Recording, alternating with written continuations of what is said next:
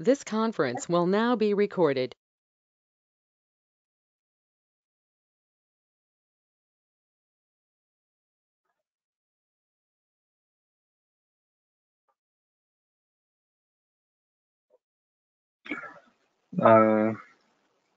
आयुर्वेद अध्ययन वर्ग की नांदेड़ की तरफ से सभी उपस्थित वैद्य वर्गों का हार्दिक स्वागत।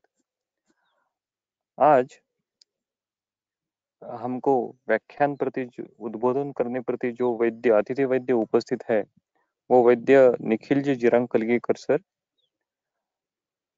सर 2007 में post graduate degree Rasashastra and Bhaishajya Kalpana government Ayurveda college Nanded Rasashastra department से प्राप्त करने के बाद scientific officer Ayurveda pharmacopoeia commission for Indian medicine and homoeopathy Ghaziabad ministry of AYUSH में संशोधक की तौर पे सर कार्यरत है और लगभग पिछले 13 साल से सर आयुर्वेदा ड्रग के लिए सेटिंग स्टैंडर्ड्स इस्टेब्लिश करने का काम कर रहे हैं। तो ऐसे संशोधक वृत्ति वाले, संशोधक वृत्ति ही जिनकी जीवन वृत्ति है, ऐसे सही तौर पे आयुर्वेद संशोधक हमको आज व्याख्यान के प्रति मिले हैं, लाभान्वित हुए हैं। तो मैं सबसे पहले आयुर्वेद अध्ययन वर्ग नांदेड़ की ओर से आदरणीय जिरंग-कलगीकर सर का मनस्वी स्वागत भी करता हूँ और सर के प्रति आभार भी व्यक्त करता हूँ। सर आज हमको कुपिपक्व रसायन के संदर्भ में जो रिसर्च एस्पेक्ट है, जो उसका फार्माकोलॉजिकल एस्पेक्ट है, उसके बारे में उद्बोधन करेंगे। तो मैं आदरणीय जिरंग-कलगीकर सर से अनुरोध करता हूँ कि वो अपना व्याख्यान शुरू करें। Good morning to all. Thank you, Dr. Prasad. I think I am audible enough clearly. Yes क्या आप सर, मुझे यस। सुन पा रहे हैं? हाँ सर। जी, शुरू कर सकते हैं? हाँ सर। ओके। हरि ओम भवति यदनुभावादेडमोकोऽपि वाग्मी जडमतिरपि जन्तुर्जायते प्राज्ञमौलिः सकलवचनचेतो देवता भारती सा मम वचसि निदध्यात् सन्निधिं मानसे च। मैं डॉक्टर निखिल जिरंग-कलगीकर, बेसिकली जैसे मेरे बारे में बताया गया है, मैं एक मिनिस्ट्री ऑफ आयुष में का बेंच वर्कर हूँ।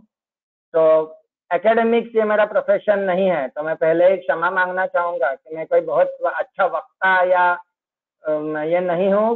एक तो वक्ता हूँ नहीं, और उसमें भी मुझे बहुत आदत भी नहीं है पाठ पढ़ाने की और अध्यापन के कार्य की। तो विद्यार्थीगण और खास करके शिक्षकगण, अगर मेरे तरफ से कोई उसमें कमी रहती है तो उसके लिए मुझे क्षमा करें। आज का विषय मैंने जो ले लिया है वो है कुपिपक्व रसायन।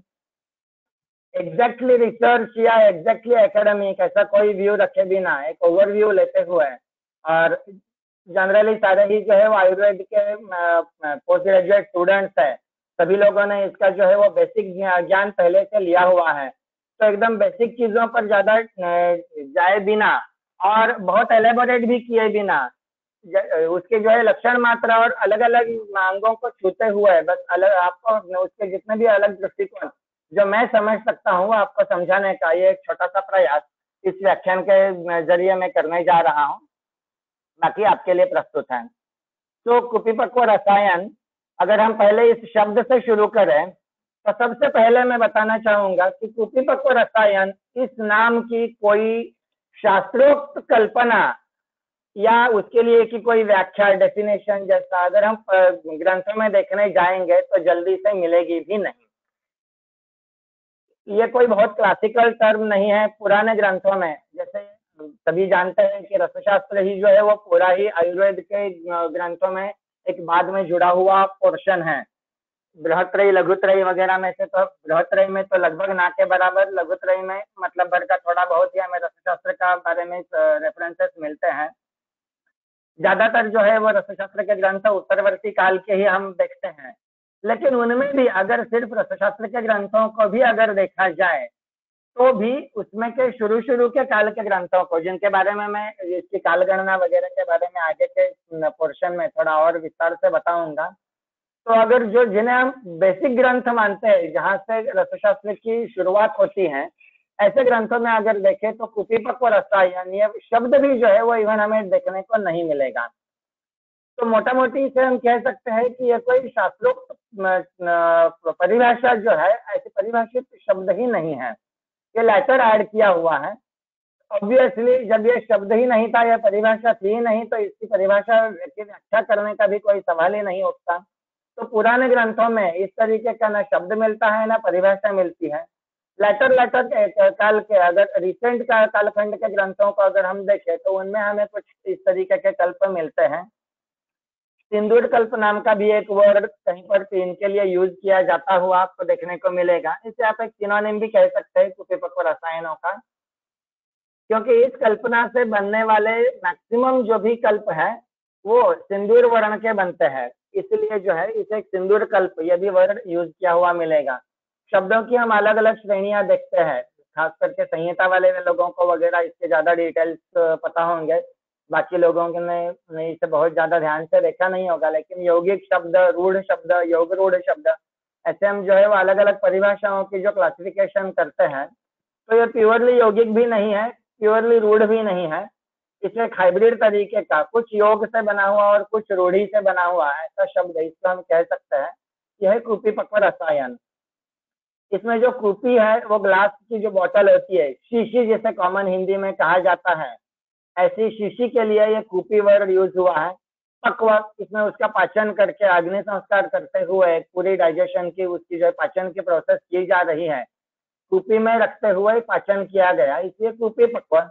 रसायन, रसायन इस शब्द पर मेरे ख्याल से आयुर्वेद के विद्यार्थियों के सामने तो मैं कुछ बोलने की जरूरत है नहीं। तो कुप्याम अग्निना पक्वम रसायनम, इस एक रफली बनाई हुई इसकी शब्द की निरुक्ति से यह कुपी पक्व रसायन जो है यह शब्द सृजित हुआ है। इसको यूज हम करते हैं, इससे कुपी पक्व रसायन एक शब्द की हमने कल्पना ले ली।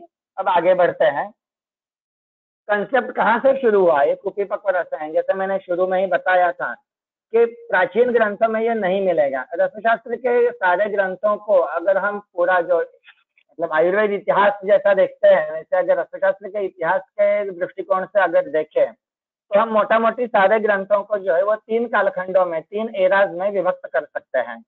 पहला जो है वो उसका बेसिक्स का काल है, दूसरा इलेबोरेशन का और तीसरा कंपाइलेशन का। बेसिक्स का मैंने इसलिए कहा है कि इसमें जो ग्रंथ लिखे गए ये पायोनियर्स है, जैसे नागार्जुन के ग्रंथों को वगैरह हम इसमें ले सकते हैं, रसेंद्र मंगल वगैरह जैसे।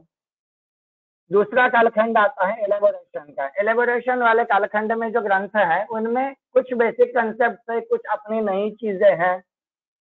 बेसिक वालों में शायद जो है वो शुरू के रस ग्रंथ अगर देखे तो वो रस विद्या पर या उसके धातुवाद वगैरह पर ज्यादा फोकस्ड थे, तो शायद उतने ऑर्गेनाइज्ड नहीं है। आयुर्वेद के दृष्टिकोण से अगर देखे तो रसशास्त्र के दृष्टिकोण से उनकी अपनी महत्ता होगी, लेकिन आयुर्वेद के दृष्टिकोण से एक आयुर्वेद के विद्यार्थी के लिए, एक चिकित्सक के दृष्टि से अगर देखे तो बेसिक कालखंड के जो ग्रंथ है वो उतने ज्यादा ऑर्गेनाइज्ड वे में नहीं है। दूसरा जो एलेबोरेशन वाला, जिसे जैसे पारंपरिक आयुर्वेद के कालखंड में अगर देखे तो जिसे निबंध काल कहा जाता है, ऐसा जो बीच का फेज है, एग्जैक्ट अच्छा एग्जाम्पल अगर दिया जाए तो रसरत्न समुच्चय या रस प्रकाश सुधाकर जैसे ग्रंथ है इस कालखंड के हम बता सकते हैं, जिनमें रसशास्त्र के बेसिक कंसेप्ट, फंडामेंटल्स भी जो है वो अच्छे से वर्णन किए गए थे, और साथ ही साथ में कंसेप्ट को अच्छे से ऑर्गेनाइज किया था। उसमें आयुर्वेद के दृष्टि से उसको बताने के लिए धातुवाद के कंपैरिजन में प्रत्यक्ष रस रसायन के तौर पर आज जो हम यूज कर रहे हैं उस तरीके से उसको बताने के लिए जो ज्यादातर फोकस और अच्छे ग्रंथ जो मिलेंगे वो इस बीच के पीरियड में मिलेंगे। और तीसरा जो है वो कंपाइलेशन का कालखंड है। इसमें बताया लेटेस्ट जो 16th सेंचुरी 17th सेंचुरी के बाद के अगर ग्रंथ अगर हम देखते हैं, इनमें बहुत सारे कल्प, बहुत सारी कल्पनाएं अलग अलग तरीके से, आयुर्वेद प्रकाश इसका अच्छा एग्जाम्पल बता सकेंगे। ग्रंथ तो बहुत मिलते हैं, उनमें बल्क भी बहुत सारा है, लेकिन नए कंसेप्ट जो है वो कंपैरेटिवली कम है। इसमें ज्यादातर जो है वो पहले के बताए हुए ग्रंथों में के कल्प और कल्पनाएं या सिद्धांत, सारी चीजें जो है वो अलग अलग तरीके से ऑर्गेनाइज कर पेश की हुई मिलेगी। तो इनमें नया कंट्रीब्यूशन बहुत कम होता है, तो इस पीरियड को हम कंपाइलेशन एरा बोलते हैं। लेकिन भले ये एरा कंपाइलेशन का है, पर अगर स्पेसिफिकली आज का जो हमारा विषय है कुपिपक्व रसायनों के हिसाब से अगर हम देखते हैं तो मैक्सिमम कंट्रीब्यूशन इस कंपाइलेशन वाले एरा में ही क्या हुआ आपको पाया जाएगा। आगे आगे जैसे हमारा लेक्चर बढ़ता जाएगा ये इशू और क्लियर होता जाएगा। बस मैं शुरुआत के लिए बता रहा हूँ कि अगर ग्रंथों में देखें तो उत्तरवर्ती ग्रंथों में ही मैक्सिमम 2 या 3 सेंचुरी ज्यादा से ज्यादा हम पीछे जा सकते हैं। इतने ही काल में जो है वो कुपिपक्व रसायन का अच्छा इवोल्यूशन और एक सिस्टमेटिक तरीके से कुपिपक्व रसायन बनाने की विधियां, उसमें से बने हुए कल्प, उनके चिकित्सकीय उपयोग अगर हम देखेंगे तो ये लेटेस्ट एरा में ही मिलेंगे। बहुत प्राचीन ग्रंथों में इसके बारे में बहुत अच्छे से कंसेप्ट या अच्छा यूटिलाइजेशन देखने को नहीं मिलेगा। जो दूसरा एरा जो बीच का बताया था एलेबोरेशन वाला रसरत्न समुच्चय, मैंने जिसका एग्जांपल दिया, उनमें से भी बहुत सारे ऐसे हैं कि कुछ कुछ कुपिपक्व रसायन से मिलते जुलते कुछ कल्पनाएं इनमें भी हमें मिलती तो है, लेकिन बहुत ज्यादा अच्छे तरीके से नहीं। तो इनमें अगर देखा जाए तो शराव संपुट का यूज करते हुए इवन जैसे पुटपाथ पद्धति से ही बनाए हुए भी जो है वो पुट देकर बनाए हुए शराव संपुट में के कुछ कल्प इसमें से मिलते हैं। You can call this as a primitive level. शुरुआती दौर था, बनाने की कुछ कोशिशें की गई, वो कैसे कोशिशें थी और वहां से हम आगे इस तरफ क्यों बढ़े, क्या हुआ, ये जो है वो आगे के स्लाइड्स में आपको क्लियर होता जाएगा। बस कंसेप्ट समझने के लिए बता रहा हूँ कि शराव संपुट, ये हम अभी फिलहाल सिर्फ इसका इतिहास का दृष्टिकोण से अवलोकन कर रहे हैं। तो भले कुपिपक्व नाम दिया गया, लेकिन इसके अगर शुरू के चीजें अगर देखें तो शराव संपुट में बनाई गई कुछ कल्प वैसे बने जो आज भी प्रचार में भी है। लेकिन फिलहाल आगे बढ़ते बढ़ते जो है वो हम इवॉल्व होते गए तो कुपी में मैक्सिमम कल्प इसमें के शिफ्ट हो गए। एग्जैक्टली कुपिपक्व में हो क्या रहा है, इसके लिए थोड़ा सा रसशास्त्र में का स्पेसिफिकली पारद के यूज के रिलेटेड कुछ बेसिक्स मैं क्लियर करना चाहूंगा। शायद जानकार लोगों के लिए ये रिपीटिशन भी क्यों ना हो, लेकिन फिर एक बार रिकॉल करने के लिए मैं कुछ बेसिक चीजें इसमें क्लियर करने जा रहा हूँ। Excuse me.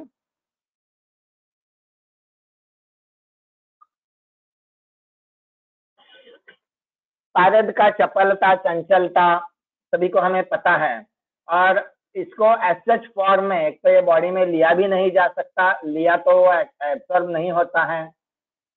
तो हाथ में लेकर हैंडलिंग के लिए लिक्विड पारद की फिजिकल दिक्कत है, और एज सच एलिमेंटल फॉर्म के पारद का सेवन करने के लिए की निरुपयोगिता, इन दोनों को देखते हुए उसमें जो है वो हमने अलग अलग प्रोसेसेस की है। तो यूज कर पारद का शरीर में यूज करने के लिए किए हुए कामों में से सबसे मेन आता है मूर्छना। लेकिन मैं स्लाइड में शुरुआत मूर्छन से कर रहा हूँ। ये बहुत ही एक जैसे शब्द है, तो इनमें एक दूसरे से कंफ्यूजन ना हो, इसलिए जैसे हम एक बार शुरू को इसे क्लियर कर रहे हैं। मूर्छन ये नपुंसक लिंग में मूर्छनम करते हुए संस्कृत की अगर स्पेसिफिकली देखा जाए तो यूज होने वाली एक परिभाषा है, और एक मूर्छना ये स्त्रीलिंग में यूज होने वाली एक परिभाषा है। मूर्छनम या जैसे मूर्छन सिंपल, अगर नपुंसक लिंग वाला ये अगर शब्द हम देखते हैं तो इसमें सिर्फ पारद का द्रवता नष्ट होकर उसको चूर्ण स्वरूप में लाना, नष्ट पिष्ट वर्ड सबके लिए कॉमनली पता है।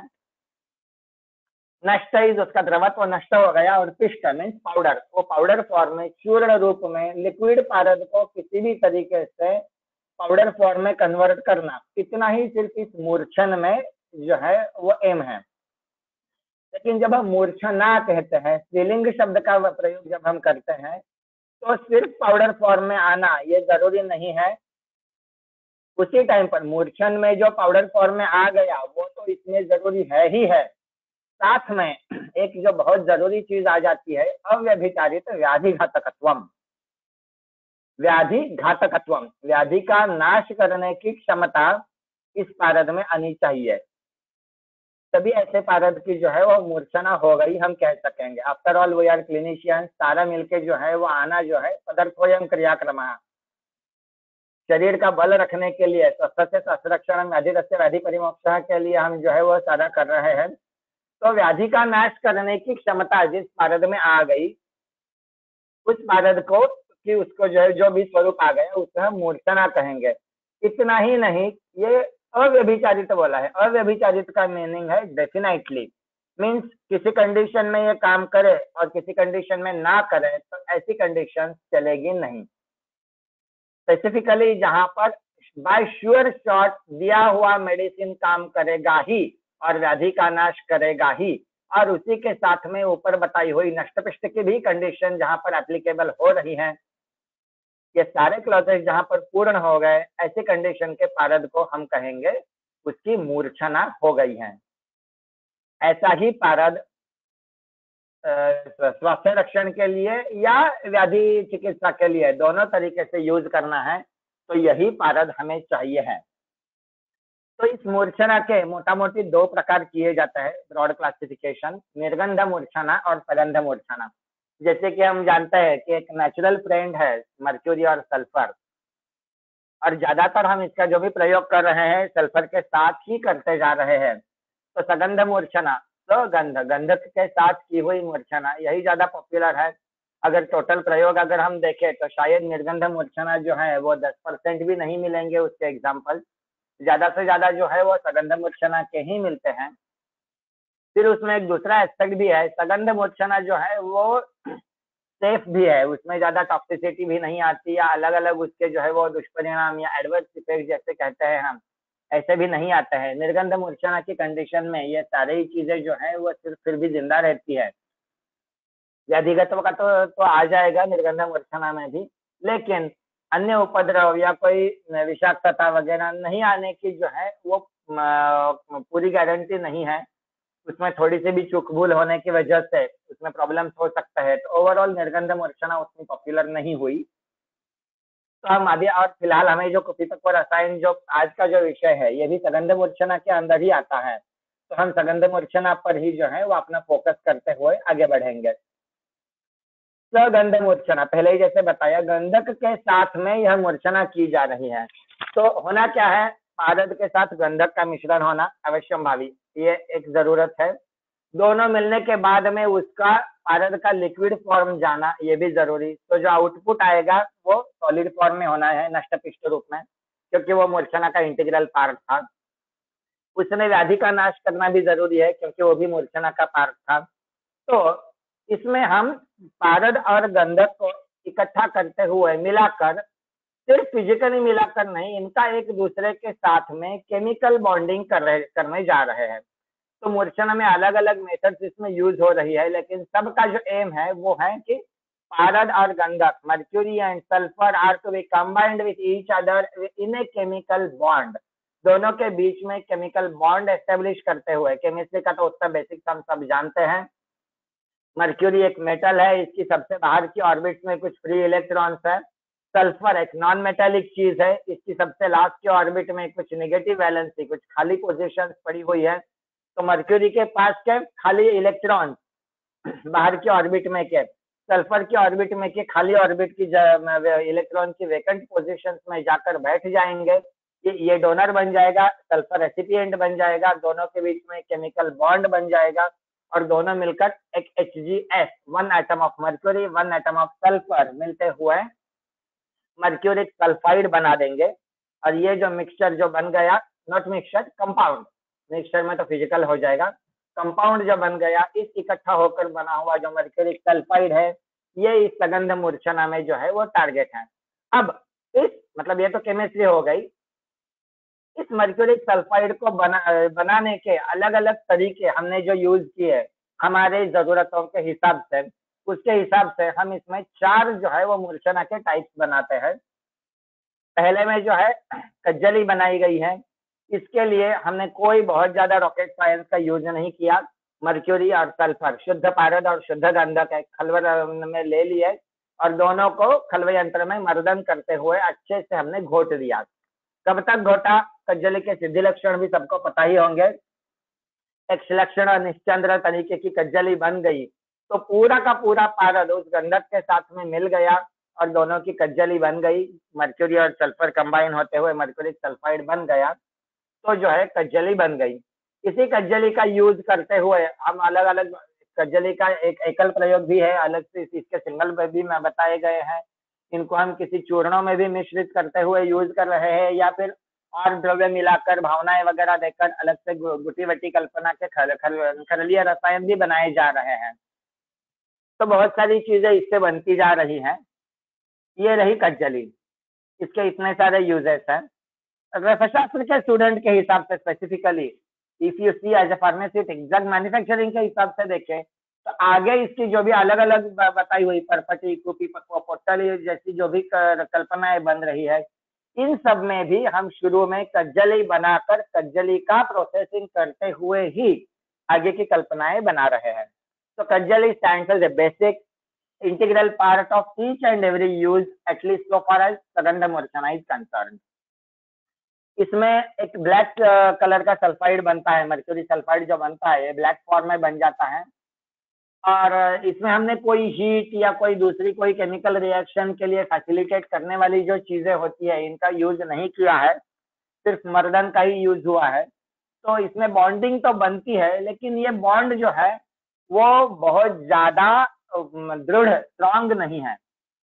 इसलिए सबने ये भी देखा होगा कि कज्जली अगर सिंपल बना के पारद गंधक इकट्ठा किए, खलवा यंत्र में मर्दन किया, साथ में रख दिए, तो जो कज्जली बन गई इसको अगर ऐसे ही एक डब्बे में भरकर रख दिया जाए तो कुछ दिनों के बाद में इसमें का पारद और गंधक का बॉन्ड टूट कर फिर से पारद छुट्टा खुला होने के भी जो है वो चांसेस बनते हैं, फिर से इसमें चंद्रिकाएं आ जाती है। तो आगे आगे बढ़ते हुए जो हम ये कर रहे हैं आगे, इसीलिए मैंने एरो मार्क लगाकर जो है दी हुई है, क्योंकि आगे आगे की कल्पनाओं में यह जो पारद और गंधक के बीच में का जो बॉन्ड था ये ज्यादा ज्यादा स्ट्रॉन्ग दृढ़ होता जाता है। तो जितनी ज्यादा आगे राइट वर्ड है वो उतनी ज्यादा दृढ़ता उसमें है। और गंधक का यूज भी जो है वो बढ़ता जाता है। गंधक के साथ की प्रोसेसिंग, जो पारद की इंटरेक्शन हम कर रहे हैं वो थोड़ी बढ़ रही है। पहले इसमें हमने देखा था सॉलिड फॉर्म में का चूर्ण रूप में का गंधक और द्रव रूप में का पारद, इन दोनों को मिलाते हुए हमने खलवा यंत्र में मर्दन किया और कज्जली बना दी। सिर्फ मर्दन के लिए आने वाला atom to atom, molecule to molecule contact, इसके अलावा इसमें इनकी केमिकल रिएक्शन सॉलिसिटेट करने के लिए और कुछ चीज नहीं की गई थी। परपटी में हम थोड़ा सा आगे बढ़ते हैं, इसको एक हल्का सा मृदु अग्नि देते हुए गंधक को मेल्ट कर रहे हैं। सो जो चूर्ण रूप में का गंधक और द्रव रूप में का पारद इकट्ठा करते हुए कज्जली बन रही थी, उसकी जगह पर जब परपटी बनती है दोनों द्रव रूप में आ गए हैं, तो atom to atom, molecule to molecule interaction होने के लिए चांसेस थोड़े ज्यादा बढ़ गए।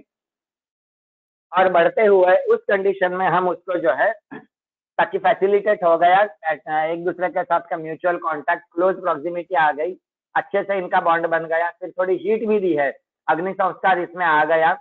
मर्दन में सिर्फ अप्रत्यक्ष अग्नि था, परपटी बनाने में एक प्रत्यक्ष, लेकिन अल्प अग्नि जो है वो इसमें ऐड हो गया। तो अग्नि संस्कार में भी जो है वो इस बंध की दृढ़ता थोड़ी बढ़ा दी।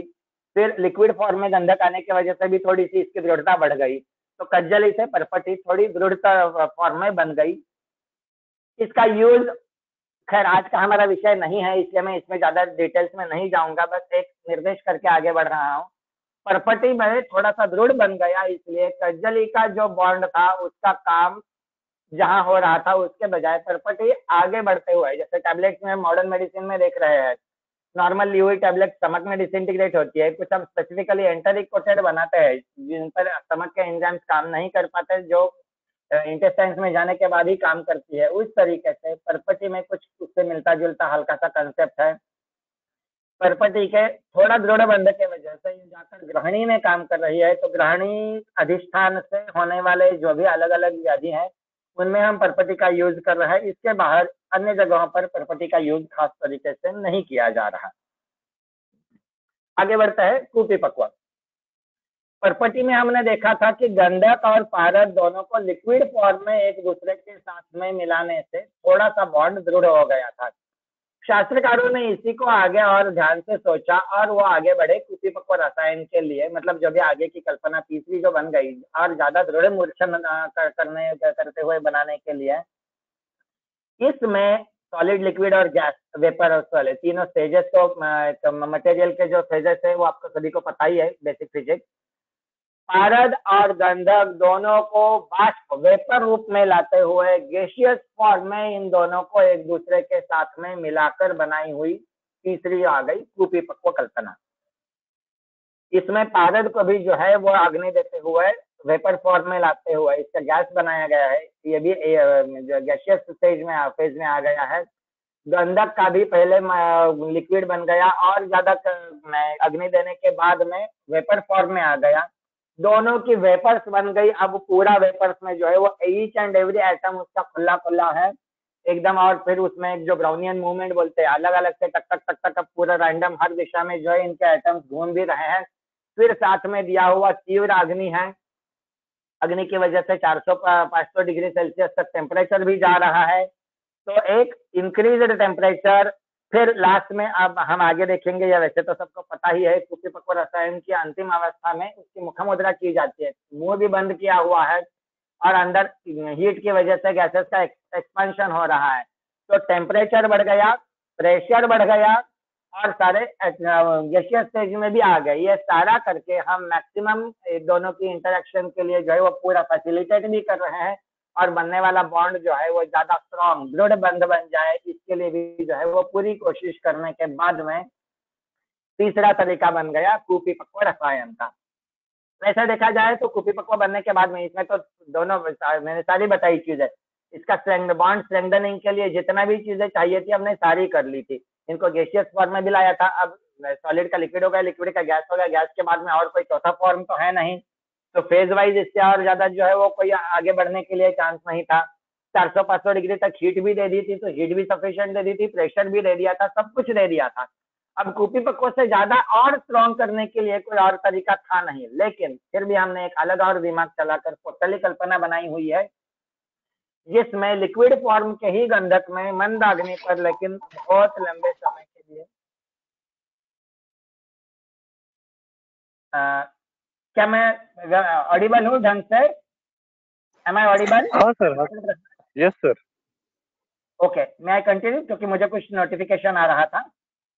हाँ, कुछ किसी का तो माइक चालू था इसलिए बीच में ऐसा हो रहा था। कंटिन्यू कर दीजिए सर बिल्कुल। हाँ, तो पोटली कल्पना जो बन गई, इसमें गंधक का मात्रा और ज्यादा बढ़ाया गया। अग्नि संस्कार में टेम्परेचर बहुत ज्यादा नहीं बढ़ाया गया, लेकिन अग्नि संस्कार का ड्यूरेशन बढ़ाया गया। ये कोई स्पेसिफिकली यूज होने वाली कल्पना है, ये सिर्फ अपने आशुकारिता के लिए, शीघ्रकारी काम के लिए, उसके तीक्ष्ण गुण के तौर पर यूज हो रही है। फोकस्ड एरिया में काम करती है परपटी जैसे ही, इसलिए इसीलिए मैंने जो है कज्जली और कुपिपक्व एरो के ऊपर रखे थे, परपटी और पोटली नीचे रखे थे। कज्जली और कुपिपक्व का जो है वो ब्रॉड एरिया है, परपटी और पोटली का एरिया जो है वो स्पेसिफिक होता है अपना। परपटी अधिष्ठान हिसाब से स्पेसिफिक है, पोटली कार्यकारिता के हिसाब से स्पेसिफिक है। और वो भी हमारा आज का विषय ना होने से हम आगे बढ़ते हैं। मेरे ख्याल से सगंध मूर्छना का बेसिक मैंने कुछ बता दिया। अब यही जो चीज थी, इसको एक जो स्टेबल फॉर्म में आपको समरी बनाते हुए दिया हुआ है। कज्जली सिर्फ मर्दन से बनाई गई, व्यवहाई और योगवाही गुण उसमें जो है वो अच्छे से लेकिन आ गए, पारद के और कज्जली के अंगभूत गुणधर्मों से हैं। परपटी में थोड़ा सा अग्नि संस्कार किया गया, थोड़ी बंध में दृढ़ता आ गई, ग्रहणी विशिष्ट इसकी कार्यकारिता है। कुपिपक्व में क्रम से अग्नि दिया गया, अग्नि पहले कम है फिर बढ़ाता चला गया, अग्नि संस्कार दीर्घ है, प्रेशर भी दिया गया, टेम्परेचर भी दिया गया, गैसियस फॉर्म भी दिया गया, सारी चीजें मैंने बताई थी। सूक्ष्म तीक्ष्ण और स्रोतोगमी ये बन रहा है। पोटली में भी अग्नि संस्कार दीर्घ लेकिन मंदाग्नि पर है, यह आशुकारी स्पेसिफिक तौर पर यूज हो रही है। अब हम आगे एक और दूसरे कंसेप्ट की तरफ बढ़ते हैं। मैंने जैसे पहले ही बताया था, मैं इसका एक टिपिकल एकेडमिक व्यू से कुपिपक्व कैसे बनाया जा रहा है ये बताना मेरे लेक्चर का उद्देश्य मैंने नहीं रखा है। इसको अलग अलग परिप्रेक्ष्यों में देखकर हम क्या समझ सकते हैं, ये उसके सिद्धांत के पास बताना मैं ज्यादा जरूरी समझ रहा हूँ, इसलिए मैं उन पर ही फोकस कर रहा हूँ। तो दूत पापेश्वर की तरफ से बनाई हुई जो धामणकर और पुराणिक वाली जो बुक है आयुर्वेदिक औषधि निर्माण की, उसमें का एक ये सुंदर सा कंसेप्ट दिया हुआ है। काफी ग्रंथकारों ने इसको एलेबोरेट किया भी है अलग अलग से, तो कोई मेरा अपना नहीं है बट बहुत सारे लोगों के लिए नया होगा। आयुर्वेद की काष्ठौषधियों से बनाई हुई स्नेहपाक की जो कल्पना है, इसी से इंस्पायर होकर रसशास्त्र के लोगों ने कुपिपक्व की कल्पना बनाई हुई है। खैर, सभ्य लैंग्वेज में चोरी को तो हिंदी में इंग्लिश में इंस्पिरेशन ही बोला जाता है। When we come to official platform, we call it as inspiration. तो स्नेहपाक की कल्पना चुरा ली। कैसे चुराई? थोड़ा सा हम जो है वो पहले इसलिए फिर एक बार अपना ये शिफ्ट कर लेते हैं और स्नेह पाक के कुछ बेसिक की जो है वो एक छोटा सा रिव्यू ले लेते हैं। स्नेह पाक कैसा बन रहा है, तैल या घृत जब बन रहा है, उसमें एक कल्क द्रव्य है, एक स्नेह द्रव्य है, एक द्रव द्रव्य है। जैसे सिंपल अगल त्रिफला घृत जैसा भी अगर हम कोई एग्जांपल ले ले या गुरुचित घृत का, उसमें जो भी कल्क में मटेरियल डाल दिया त्रिफला वगैरह, एक क्वाथ भी डाल दिया, ऐसा स्नेह में कोई तेल या घी में अगर आप मटेरियल कल्क का डालकर अगर पकाते तो वो बॉईल करके वो जल ही जाता और उसका जो है वो गुण नहीं आता। इसलिए वहां पर द्रव द्रव्य का मीडिएटर के तौर पर यूज करते हुए कल्क द्रव्यों के गुणधर्मों को स्नेह द्रव्य में ट्रांसफर करना, यह था स्नेह पाक कल्पना का बेसिक। तो एक्वियस सोल्यूबल, फैट सोल्यूबल सारे मटेरियल्स को लेकर एक्सट्रैक्ट करके उस स्नेह में छोड़ दिया हमने और इसलिए जो है वो फाइनली तो कोई ना द्रव बचा ना कल्क बचा। कल्क को भी हमने जो है वो फिल्टर करके निकाल दिया, द्रव को जो है वो बॉईल कर जो है वो पका कर निकाल दिया था। तो फाइनली तो हमारे हाथ में स्नेह ही आता है, सिर्फ तेल या घी आता है, लेकिन वो उसमें सारे गुणधर्म तो आ जाते हैं इन द्रव्यों के, लेकिन डायरेक्टली गुण नहीं आ सकते थे कल्क से स्नेह में, इसलिए द्रव को मीडिएटर के तौर पर यूज भी कर लिया था। कुछ कुछ एग्जैक्ट तो नहीं है वर्चुअल, लेकिन कुछ कुछ इसी कल्पना का यूज करते हुए कुपिपक्व रसायन बनाया गया। जो स्नेह द्रव्य जो है मेनली वहां पर जो तेल की यूज कर रहा है उसकी जगह पर पारद की कल्पना कीजिए। जो द्रव द्रव्य में जो कोई स्वरस क्वाथ वगैरह यूज किए जा रहे थे उनकी जगह पर गंधक की कल्पना कीजिए, क्योंकि इसमें जो है कुपिपक्व में पहले तो बहुत देर तक गंधक लिक्विड फॉर्म में ही है, बॉइल मेल्ट होते होते जो है वो धीरे धीरे उड़ रहा है। और जैसे समीर पन्नग वगैरह कल्पनाएं बनाते वक्त या मकर ध्वज बन रहा है तो सुवर्ण जा रहा है, समीर पन्नग बन रहा है तो उसमें हरताल मनुष्यला सोमल वगैरह जा रहे हैं। ये जो द्रव्य उसमें जो ऐड किए जा रहे हैं इनको कल्क द्रव्यों की जगह पर कल्पना करके देख लीजिए, आपको सीधे सीधे सामने पिक्चर दिख जाएगा। कल्क द्रव्यों के गुणधर्म मतलब ये स्वर्ण सोमल वगैरह जैसे जो भी यूज किए, द्रव द्रव्यों के माध्यम से गंधक के मीडिएशन से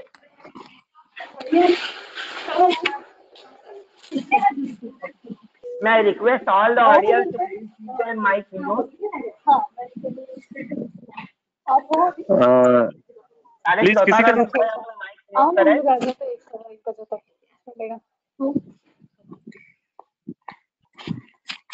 please ensure that everyone mic is muted.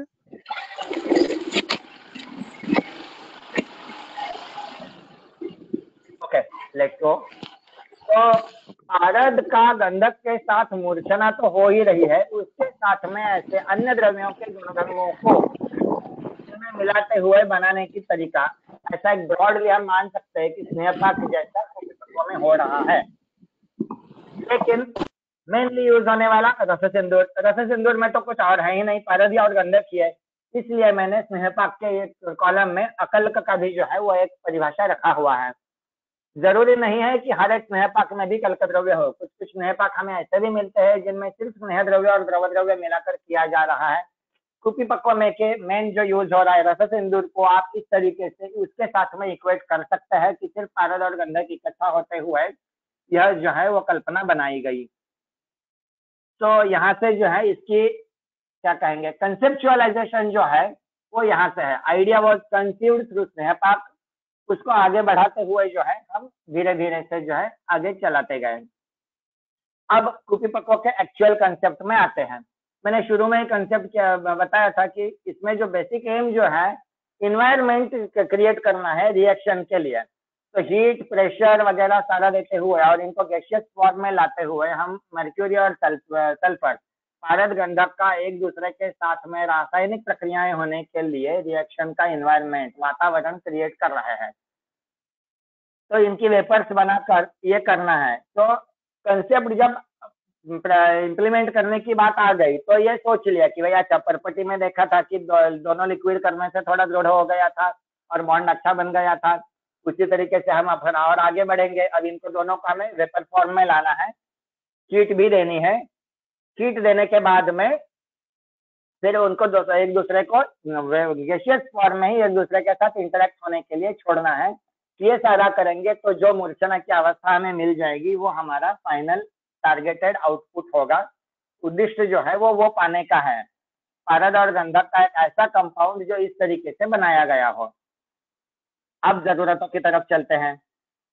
हमें क्या क्या देना है? हीट देनी है।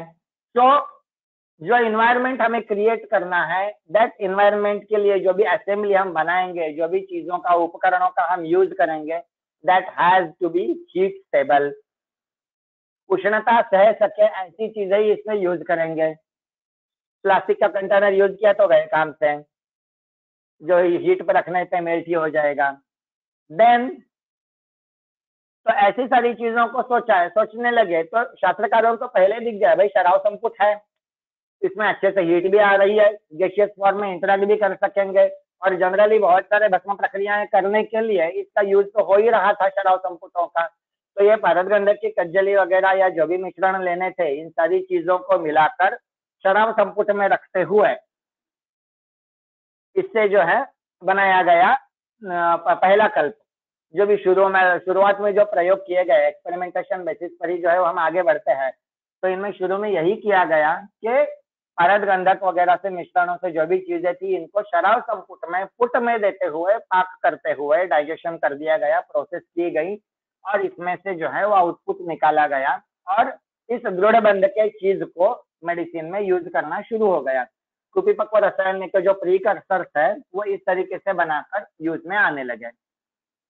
लेकिन जब जैसे जैसे बनाना शुरू हुआ, थॉट प्रोसेस और आगे बढ़ती गई, एक्सपेरिमेंटेशन से कुछ एरर्स भी पता चल गए, कुछ और कल्पना भी विकसित होती गई। तो डेवलपमेंट के नेक्स्ट स्टेजेस में क्या क्या होने लगा इसको देखते हैं। तो ये समझ में आ गया कि भाई शराव संपुट के यूज से मटेरियल तो अच्छे से बन रहा है, लेकिन शराव बन रहा है मिट्टी का, प्रिपेयर फ्रॉम सॉइल, अर्दनवेयर है, उसमें पोरोसिटी बहुत है, छोटे छोटे छेद होते हैं, छिद्र बहुत सारे हैं, वहां से बाहर जा रहा है। पारद की गतियां हमें सारी पता है, जल गति, हंस गति वगैरह। तो उसमें की जो धूम गति है, वेपर फॉर्म में पारद का लॉस होना, ये धूम गति से जाने वाला पारद जो है ये इस तरीके से शराव संपुट में बनाने में एक बड़ी दुविधा का कारण बन गया। हाथ में इतना सारा मटेरियल लेकर शुरू करो, पारद का शोधन वगैरह करके उसको जो है वो एक तो शुद्ध पारद बनाने में ही बहुत सारी मेहनत लग गई, और फिर इतना करके प्रोसेस लॉस ही बहुत ज्यादा होकर हाथ में मटेरियल जो है आउटपुट कम आने लगा। तो इसके लिए सोचना शुरू हो गया कि भाई शराव संपुट के बदले में कोई और अच्छी चीज दूसरी यूज हो सकेगी क्या। ढूंढना शुरू, सर्चिंग। अब सर्चिंग में पहले इंक्लूजन क्राइटेरिया, क्लिनिकल ट्रायल्स वगैरह तो सभी को पता ही है, रिसर्च मेथोडोलॉजी सीख कर आए हैं। तो इंक्लूजन क्राइटेरिया क्या चाहिए था? सल्फर का यूज हो रहा है, सल्फर बहुत ही करोजिव खतरनाक आइटम है, तो मटेरियल जो है वो नॉन रिएक्टिव होना चाहिए इवन वेपर फॉर्म के सल्फर के साथ में, उसने हीट भी सहनी चाहिए और सल्फर के साथ में उसका रिएक्शन ना हो इतने टेम्परेचर में पहुंचने के बाद भी। ऐसे ही मटेरियल्स जो है ये पहली जरूरत थी। तो ढूंढते ढूंढते पता चल गया कि ऐसी अगर जरूरत है तो कोई सिलिका से बना हुआ मटेरियल ही जो है वो इसमें काम कर सकेगा, जो हीट को भी सह लेगा और सल्फर को भी सह लेगा। तो बाकी सब चीजें जो है वो कट गई। अब सिलिकाशियस मटेरियल्स पर फोकस होने के बाद में कॉमनली अवेलेबल चीजों में से फिर बहुत कोई एकदम रेयर मटेरियल भी नहीं लेना था, तो दो मटेरियल्स पर जो है वो शास्त्रकारों की दृष्टि आ गई। यहाँ दो तक जो है वो मामला छटते छटते रह गया, या तो मिट्टी या तो कांच। सॉइल से बनाए हुए शराब वगैरह यूज करके ऑलरेडी काम चल ही रहा था, लेकिन इसमें पॉजिटिव चीज थी, ये नॉन रिएक्टिव था। सल्फर की वेपर्स के साथ में शराब की कोई रिएक्शन नहीं हो रही थी, हीट के लिए भी अच्छे से रेजिस्टेंट था, आराम से 400 क्या 500 600 700 800 डिग्री का भी टेम्परेचर दे दिया, मिट्टी का कुछ बाल भी नहीं बाका होने वाला, अच्छे से शराब जो है उसमें टिक भी जाएगा, तो अच्छा सा बन सकता है मटेरियल। लेकिन पोरोसिटी जो है वो दिक्कत कर रही थी, धूम गति से बहुत सारा लॉस हो रहा था। तो दूसरा एक सिलिका जैसा ऐसा ही एक मटेरियल मिला, इससे मिलता जुलता, कांच, ग्लास। ग्लास की बोतल जो है ये भी बहुत अच्छे से नॉन रिएक्टिव थी, इसमें कुछ भी डाल दो, न मर्क्यूरी के साथ में, न गंधक के साथ में, न डाली हुई और किसी चीज के साथ में, क्योंकि मनुष्यला वगैरह भी जा रहे हैं, ऐसे किसी भी चीज के साथ में ग्लास का कोई रिएक्शन नहीं हो रहा था। मेटल कंटेनर शायद हीट रेजिस्टेंट हो सकते थे, लेकिन सल्फर, मर्क्यूरी मनुष्य रियल गार्ड वगैरह ये सारे के सारे जो है वो मेटल की इन किसी चीज में काम ही नहीं आते, क्योंकि मेटल तुरंत जो है वो रिएक्शन करके करोजन होकर खराबी हो जाता। तो मेटल सारे आउट हो गए थे। ग्लास और सॉइल ये दोनों सामने ऑप्शंस थे। सॉइल में का प्रेफरेंस ये था, हीट रेजिस्टेंस और नॉन रिएक्टिवनेस था, लेकिन पोरोसिटी थी। ग्लास में पोरोसिटी की समस्या से तो निजात मिल गया, लेकिन हीट रेजिस्टेंस ग्लास में उतना अच्छे से नहीं था जितना सॉइल में है। तो दोनों का मिक्स करते हुए बढ़िया सा दिमाग किसी ने लगाकर बना दिया, कांच और मिट्टी इन दोनों को कॉम्बिनेशन यूज करो, अंदर से कांच बाहर से मिट्टी। तो कपड़ मिट्टी की हुई soil wrap glass bottles use होने लगी। अंदर की कांच पोरोसिटी को रोक रही थी, नॉन पोरस मटेरियल, धूम गति रुक गई, सारा जितना का मैक्सिमम इंटरेक्शन होते हुए आउटपुट ज्यादा मिलने लगा। बाहर से मिट्टी होने की वजह से हीट रेजिस्टेंस अच्छे से मिल गया, बॉटल्स वगैरह टूटना बंद हो गई। तो इस तरीके से जो है ये बन गया। इसमें भी शुरू के बुक्स में अगर देखें सतुल कुत्ती तमरुदा वगैरह जैसे वर्ड्स मिलते हैं, तो कपास, रुई और मिट्टी इन दोनों को घोट घोट कर उनका कीचड़ जैसा बनाकर उसका लेप जैसा बोतल पे करते हुए भी यूज हो रहा था। लेकिन और लोग इवॉल्व होते गए, तो इतना में झंझट करने की क्यों जरूरत है। एक सूती कपड़ा ले लो, कोई मुल्तानी मिट्टी वगैरह जैसी जिसमें कोई पत्थर और कंकड़ नहीं है, ऐसी एक फाइन मिट्टी ले लो और उसमें जो है वो लेप करते हुए वो बैंडेज जैसा लगाता है वैसा उस पर आप कर दो। एकदम फंटास्टिकल ये चीज काम करने लगी, सारी समस्याओं से जो है वो निजात मिल गई। Evolve process started. बाकी ये कुछ अप्रोच इसमें अलग अलग एस्पेक्ट है, कुपी पक्व रसायन पर बात कर रहे हैं तो इनको लेना जरूरी था, लेकिन क्योंकि ये नॉर्मल चीजें है तो मैं बस जो है वो अंगुली निर्देश करते हुए आगे बढ़ रहा हूँ। क्लॉथ मैंने बता ही दिया, मिट्टी सिर्फ जो है वो कांच पर चढ़ नहीं सकती थी, तो कुछ बाइंडर चाहिए था, इसलिए क्लॉथ का या रुई का यूज करते हुए इसमें प्रयोग हो रहा है। डायरेक्ट वो ऐसी बनाई हुई शीशी या ग्लास बॉटल जो कुपी है उसको हीट नहीं दी जा सकती, वो सस्टेंड भी नहीं मिलती, तो एक सस्टेंड हीट के लिए वालुका यंत्र का यूज हो गया। लवण यंत्र, वालुका यंत्र, ऐसा कोई भी चीज जो सस्टेंड और यूनिफॉर्म हीट दे दे सभी तरफ से एक जैसी, क्योंकि ग्लास और मिट्टी खुद जो है वो बैड कंडक्टर ऑफ हीट है, तो एक कोई अच्छे से सभी तरफ से यूनिफॉर्म हीटिंग एनवायरनमेंट जैसा बनना चाहिए था, वो इंश्योर करने के लिए वालुका यंत्र का यूज उसमें हो रहा है। वो वालू एक यूनिफॉर्म साइज के ग्रेन्यूल्स जैसा होना चाहिए, उसमें मिट्टी नहीं होनी चाहिए, धोकर ले लो, सूखा हुआ होना चाहिए, कपड़ मिट्टी करते वक्त उसमें गीला ना रहे, बॉटल सूख जाए वगैरह वगैरह जैसे प्रैक्टिकल बनाते वक्त के कुछ बहुत सारे छोटे छोटे ये होते हैं, डायरेक्शंस होता है, इंस्ट्रक्शंस फॉर कंप्लायंस, उतने डिटेल्स में मैं फिलहाल नहीं जाना चाह रहा हूँ, समय की भी हमें मर्यादाएं हैं। फिर इस तरीके से वालू का यंत्र बन गया। वो बनाने के लिए फिर कोई मिट्टी का घड़ा ले लो या कोई थिक मोटा सा मेटल का भी ले सकेंगे जिसमें भी हीट सस्टेन हो सके, उससे कोई अलग अलग तरीके से अलग अलग परंपराओं में अलग अलग चीजें यूज हो रही हैं। जिस भी तरीके से एम यह है कि एक यूनिफॉर्म सस्टेन्ड हीट मिलने के लिए असेंबली बनाई जाए, जिस भी तरीके से बनाना है वालू का यंत्र बनाकर उसमें बीच में कुपी में अपना सारा मटेरियल कज्जली या जो भी है फिर भावनाएं वगैरह उसमें दी जाएगी, वो देते हुए बनाकर मटेरियल कुपी में रखा गया, वालों का यंत्र में रखते हुए चढ़ाया गया। हीट देने लगेंगे पहले 112 डिग्री सेल्सियस या 116। गंधक का मेल्टिंग पॉइंट जो है वो बहुत ही कम है, तुरंत उसका जो है वो मेल्टिंग शुरू हो जाता है, तो थोड़ी सी हीट आते ही गंधक मेल्ट हो गया, उसमें मोल्टन द्रव रूप के गंधक में ये सारी चीजें बॉइल होने लगी, उबलने लगी। वही जो स्नेह पक्ष से कंपेयर की हुई अवस्था यहाँ पर चलती रहती है। धीरे धीरे जो है वो गंधक वेपराइज होकर बाहर भी निकल रहा है, इसको हम जो है, लेकिन मर्क्यूरी वैसा का वैसा है अंदर, तो गंधक जारणा जैसा भी हम इसको यूज करते हैं, जो कंसेप्ट जो बताया है वो भी यहाँ पर टर्म एप्लीकेबल है। तो गंधक की जारणा इसमें हो रही है। ये इसको रसशास्त्र के कंसेप्ट से हम ये मानते हैं कि गंधक की इस धारणा से पारद के गुणधर्मों में वृद्धि होती है, पारद ज्यादा अच्छे से कार्यकारी बन रहा है। ये सारा होते होते धीरे धीरे एक स्टेज ऐसी आ जाती है कि टेम्परेचर और ज्यादा हम बढ़ाते भी क्रमाग्नि दे रहे हैं, तो धीरे धीरे टेम्परेचर भी हम बढ़ाते हैं। लिक्विड गंधक की मात्रा वेपर होते होते कम हो रही है, वेपर्स बनती है, तो बॉटल पूरी की पूरी तो गर्म नहीं है, नीचे का टेम्परेचर ज्यादा होता है, ऊपर का कम होता है, तो वो गंधक फिर से रिसोलिडिफाई होते हुए ऊपर चोकअप होता है, तो उसको हम जो है वो किसी शलाका से कोई उसमें रॉड डालकर चला रहे हैं, धीरे धीरे उसका मुंह खुला रखने का ये करते हैं। ऑल दो प्रैक्टिकल एस्पेक्ट वी नो। तो मुंह खुला रखने की जो है वो पूरी प्रिकॉशन ली गई। जितना वेपर होते होते धीरे धीरे जाना था वो गंधक निकल गया। उसके बाद में अब वेपर फॉर्म में सारी चीजें आ रही है।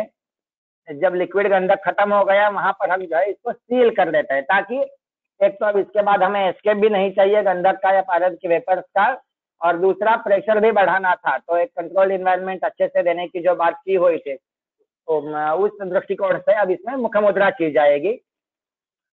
अब पैक इंटेंशनली मुंह हम चोकअप कर देंगे ताकि अंदर ही अंदर पूरी रिएक्शन होती जाए।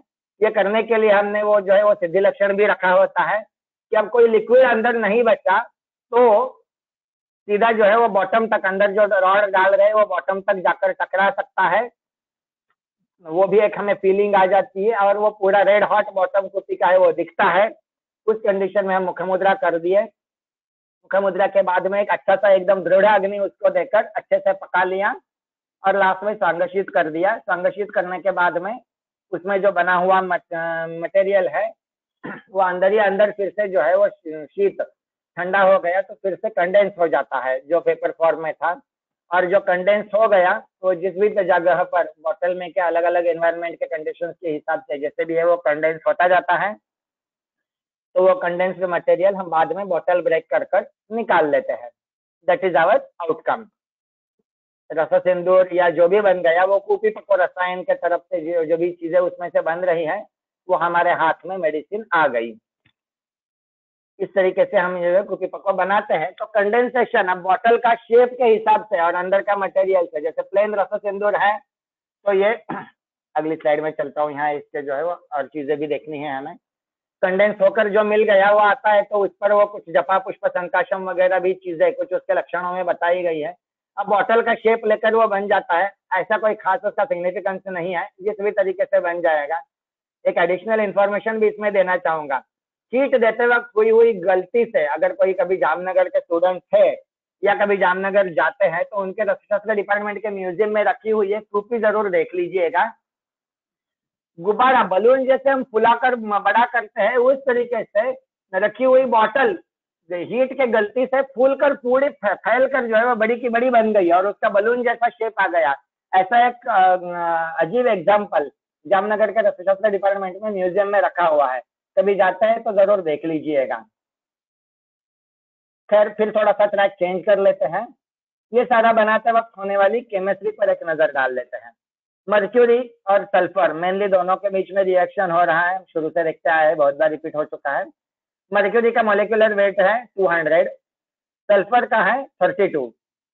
लगभग 32 इंटू 6 जो है 200 आ जाता है। दोनों के बीच का अगर रेशो प्रोपोर्शन देखा जाए गुणोत्तर तो लगभग 6 के आसपास आता है।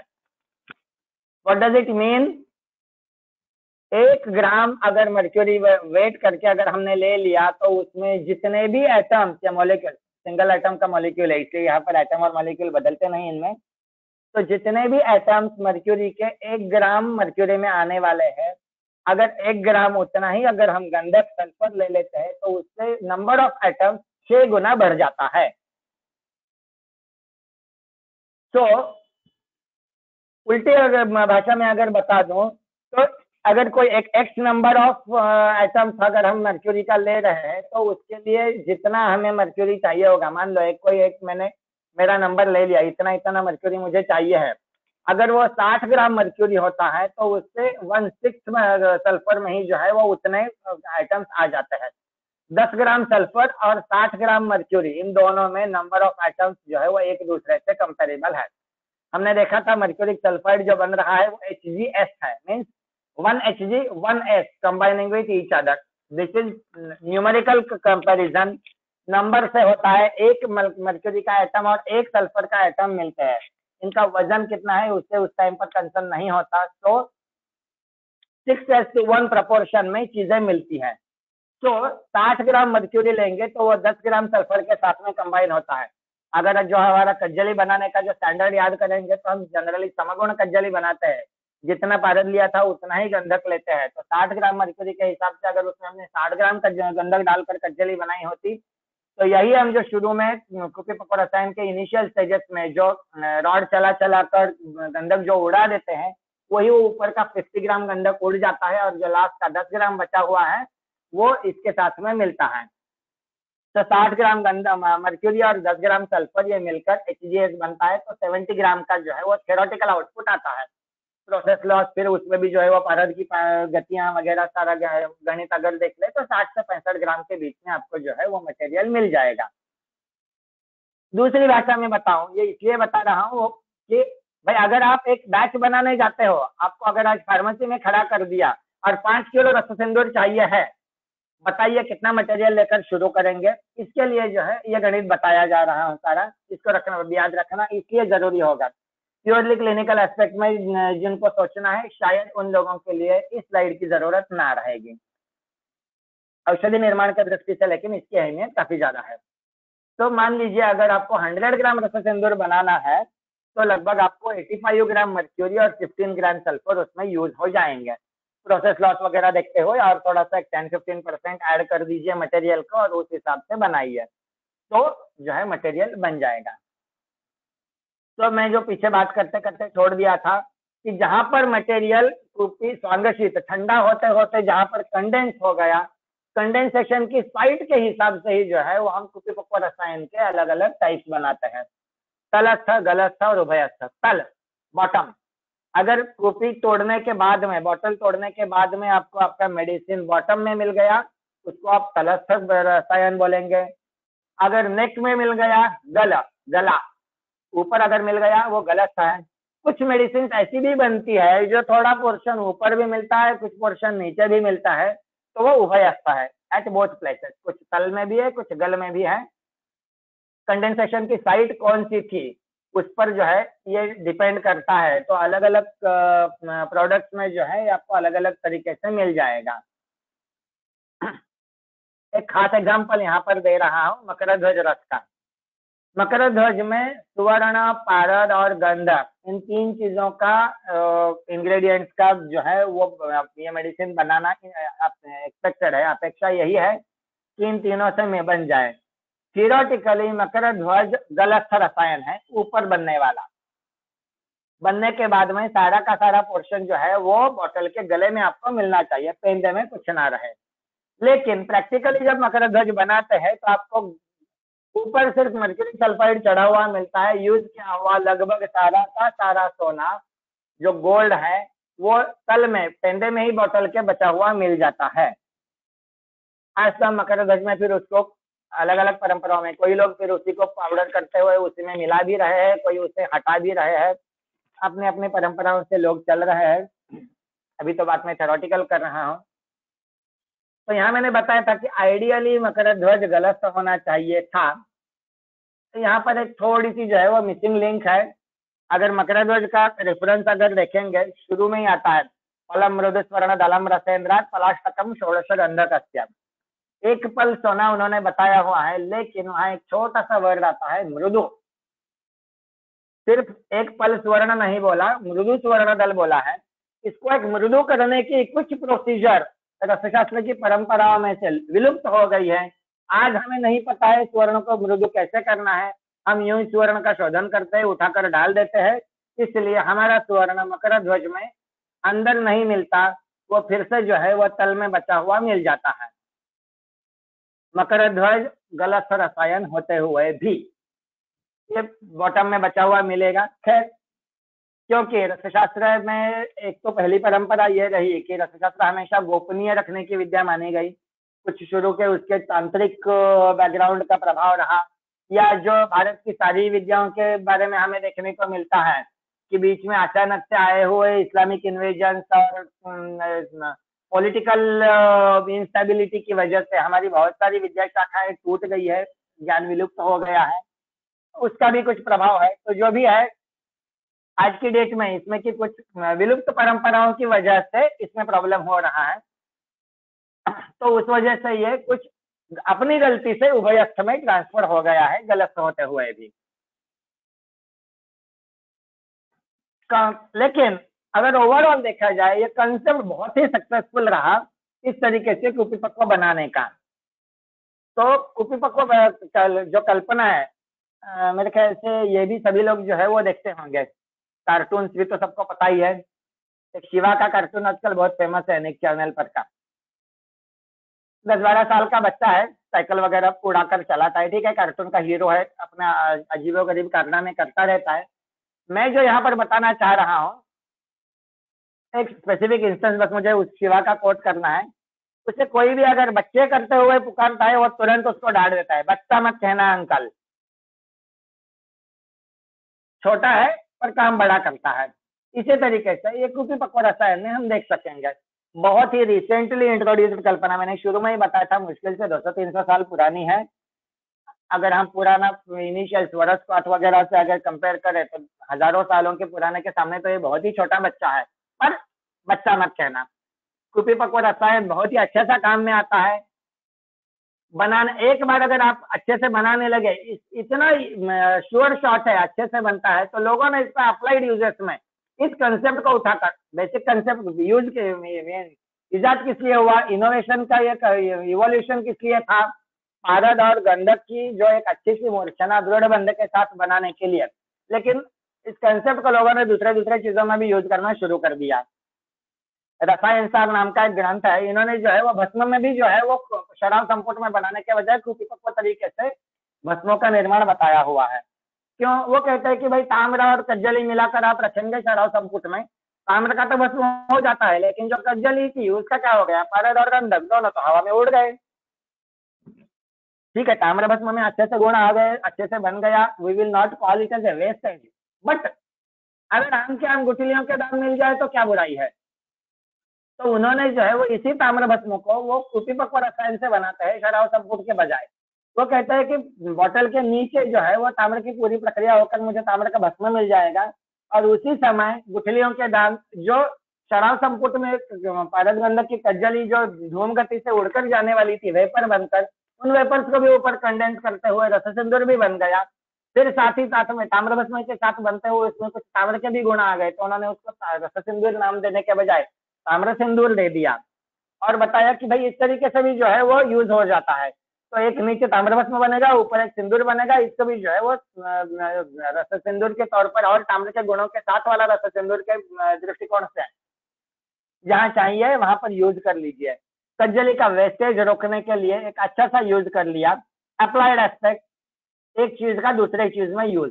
ये तो हम घर में भी करते हैं ना रूटीनली, भाई सुई तो बनाई थी धागा डालकर सिलाई करने के लिए, लेकिन घर में अगर हाथ में कांटा घुसता है, कोई छोटा सा कांटा लग गया तो हम सुई से ही निकालते हैं ना, अप्लाइड यूज। उसी तरीके से सिंदूर में भी जो है वो कुपीपक्व रसायन का अप्लाइड यूज करते हुए ये कर दिया गया। फिर दूसरे आ गए हमारे रसतरंगिणी वाले सदानंद शर्मा जी और उनके गुरु नरेंद्र नाथ। इन्होंने तो जो है वो और यूजेस उसके दूसरे तरफ से कर लिया। हमने शुरू में ही देखा था सदंत मूर्छना इसमें बन रही थी, लेकिन उन्होंने इसका यूटिलाइजेशन करते हुए निर्गंध मूर्छनाएं भी जो है वो रसकर्पूर वगैरह भी जो है वो भी इस तरीके से सक्सेसफुली बनाए हैं, अपने ग्रंथ में लिखे हैं, एंड आज के डेट में वाइडली उनके लिए इसके जो है वो यूज भी किया जा रहा है। मर्क्यूरी क्लोराइड वगैरह जैसे उसमें बन रहा है, गंधक तो है नहीं, लेकिन ऐसे निर्गंध मूर्छना के भी कल्प बनाने के लिए उसका यूज जो है वो लोगों ने करना शुरू कर दिया। सक्सेस स्टोरी एक बार बन गई तो उसका जो है वो दूसरा यूज। अब वो जो मैं कह रहा था बच्चा मत समझना, मूर्ति तो छोटी सी है, कुपीपक्व रसायन अगर वैसे देखेंगे जैसे कज्जली का देखा था, खलवी रसायन उससे बन रहे हैं। अगर मैं किसी को भी अगर पूछूं कि भाई खलवी रसायन के एग्जाम्पल्स बता देना, एक सांस में आप 50 तो धड़ बता ही दोगे। आरोग्यवर्धिनी योगराज गुगुलू ये वो यहाँ यूज हो रहा है, वहां यूज हो रहा है, इसमें डल रहा है, उसमें डल रहा है, there are an number of formulation. यही अगर मैं लेकिन कुपीपक्व रसायनों के लिए बोलने जाऊं, रस सिंदूर है, मकरद हो जाए, समीर पन्ना गए, बस 2-4 तो ये अटक जाती है। बहुत ज्यादा नंबर ऑफ फॉर्मुलेशन भी इसमें नहीं निकले।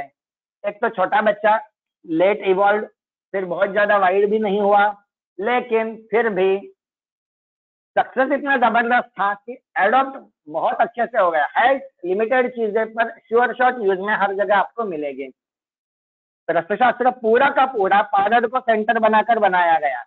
पारद के यूजेस में मैक्सिमम उसका जो है वो भस्म बनाकर रस भस्म सेवन के गुणधर्म, उसकी विधियां, रसशास्त्र के किताबों से जो है वो tons of material and millions of pages भरे पड़े हैं। बहुत सारी विधियां हैं, रसभस्म का क्षेत्रीकरण, ये वो एकेडमिकली हम बहुत सारा पढ़ भी रहे, लेकिन प्रैक्टिकली इस एक रस सिंदूर ने पूरे के पूरे रसभस्म को सब्स्टिट्यूट करके रिप्लेस कर दिया है सीधे सीधे। कहीं पर भी जहाँ रसभस्म बताया जा रहा है, कोई किसी पारंपरिक विधि से जो है वो रसभस्म नहीं बना रहे हैं, सीधे उसकी जगह पर जो है वो रस सिंदूर डालकर बनाया जा रहा है।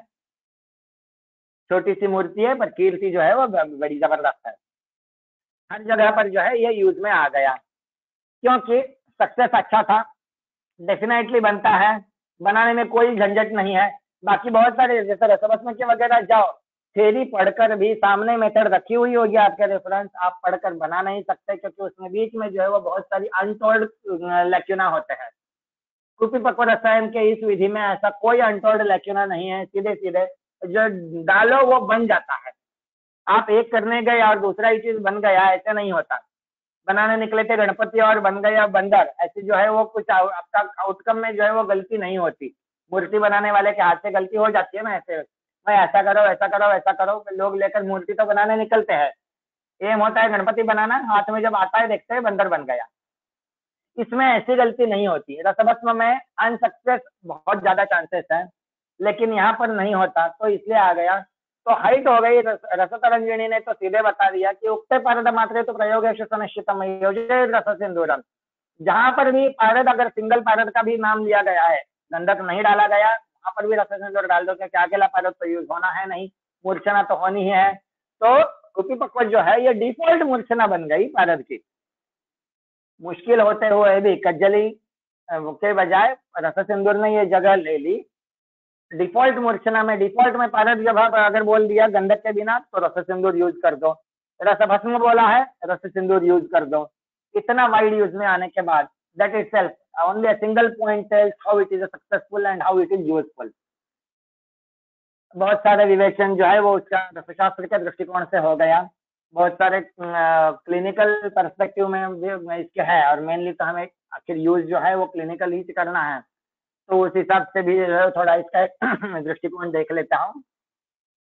अग्नि संस्कार बहुत ज्यादा हुआ है, तो उसकी स्वाभाविक वजह से इसमें आए हुए गुण जो है वो थोड़ा भी तीक्ष्ण रूक्ष सूक्ष्म बना हुआ है। सूक्ष्म विवरण सूक्ष्म है, छोटे छोटे स्रोतों में भी जाकर हर जगह पर काम करता है। उष्णता भी जो है वो काफी मात्रा में है, एकदम तीक्ष्ण रूक्ष की कैटेगरी में इसलिए मैंने नहीं डाला कि पूरा उतना ही उष्ण है, जरूरी नहीं है, लेकिन फिर भी उष्णता तो है ही है। तो यूज कहाँ होते हैं? सारे के सारे कुपी पक्व रसायनों से निकले हुए कल्पनाओं का मेन अगर पहला यूज आप देखेंगे, कफ की दृष्टि से बना हुआ क्लेद, द्रव, ये दो गुण और शिथिलता, ये लक्षण अगर जहां पर भी आपको दिखेंगे, ऐसी हर कंडीशन में कुपी पक्व रसायन यूज किए जा सकेंगे।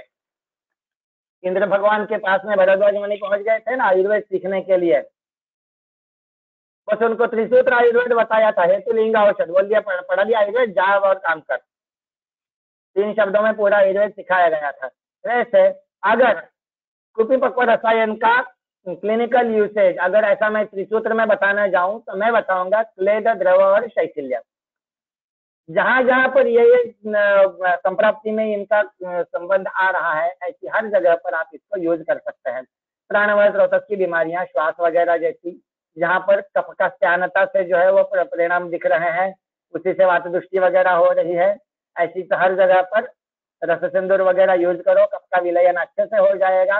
ब्रोंकोडायलेटर इफेक्ट वगैरह अगर इंग्लिश में बात करना चाहो मॉडर्न के हिसाब से, तो वो भी इनमें से जो है वो इन कल्पनाओं से अच्छे मिलते हैं, तो वहां पर भी यूज है।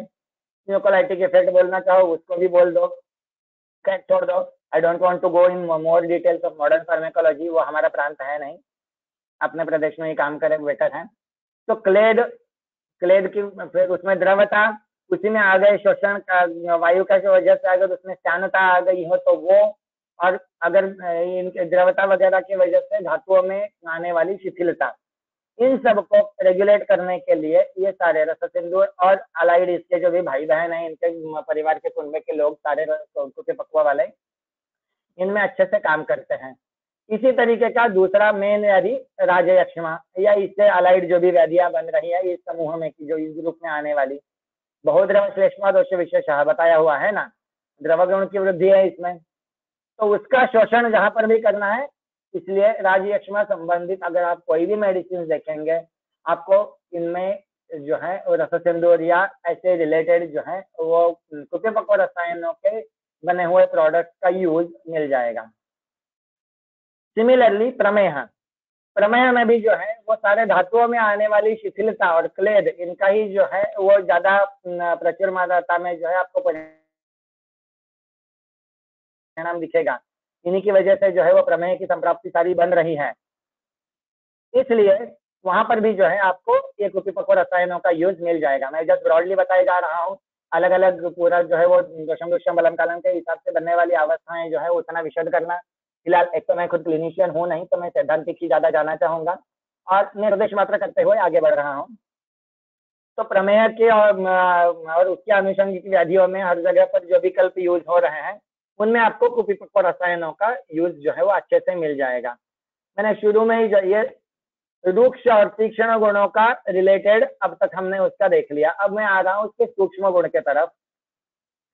सूक्ष्म विवरण है सूक्ष्म, तो अलग अलग स्रोतों में जा रहा है। तो पूर्व धातु पर धातु अंदर डीपेस्ट ऑफ डीप स्रोतों में जो है हर जगह पर इसको पहुंचने की इनकी क्षमता होने की वजह से सारे धातुओं का पोषण ये कर सकता है। तो शुक्रवार स्रोत तक भी जो है इसका इम्पैक्ट अच्छे से दिख रहा है।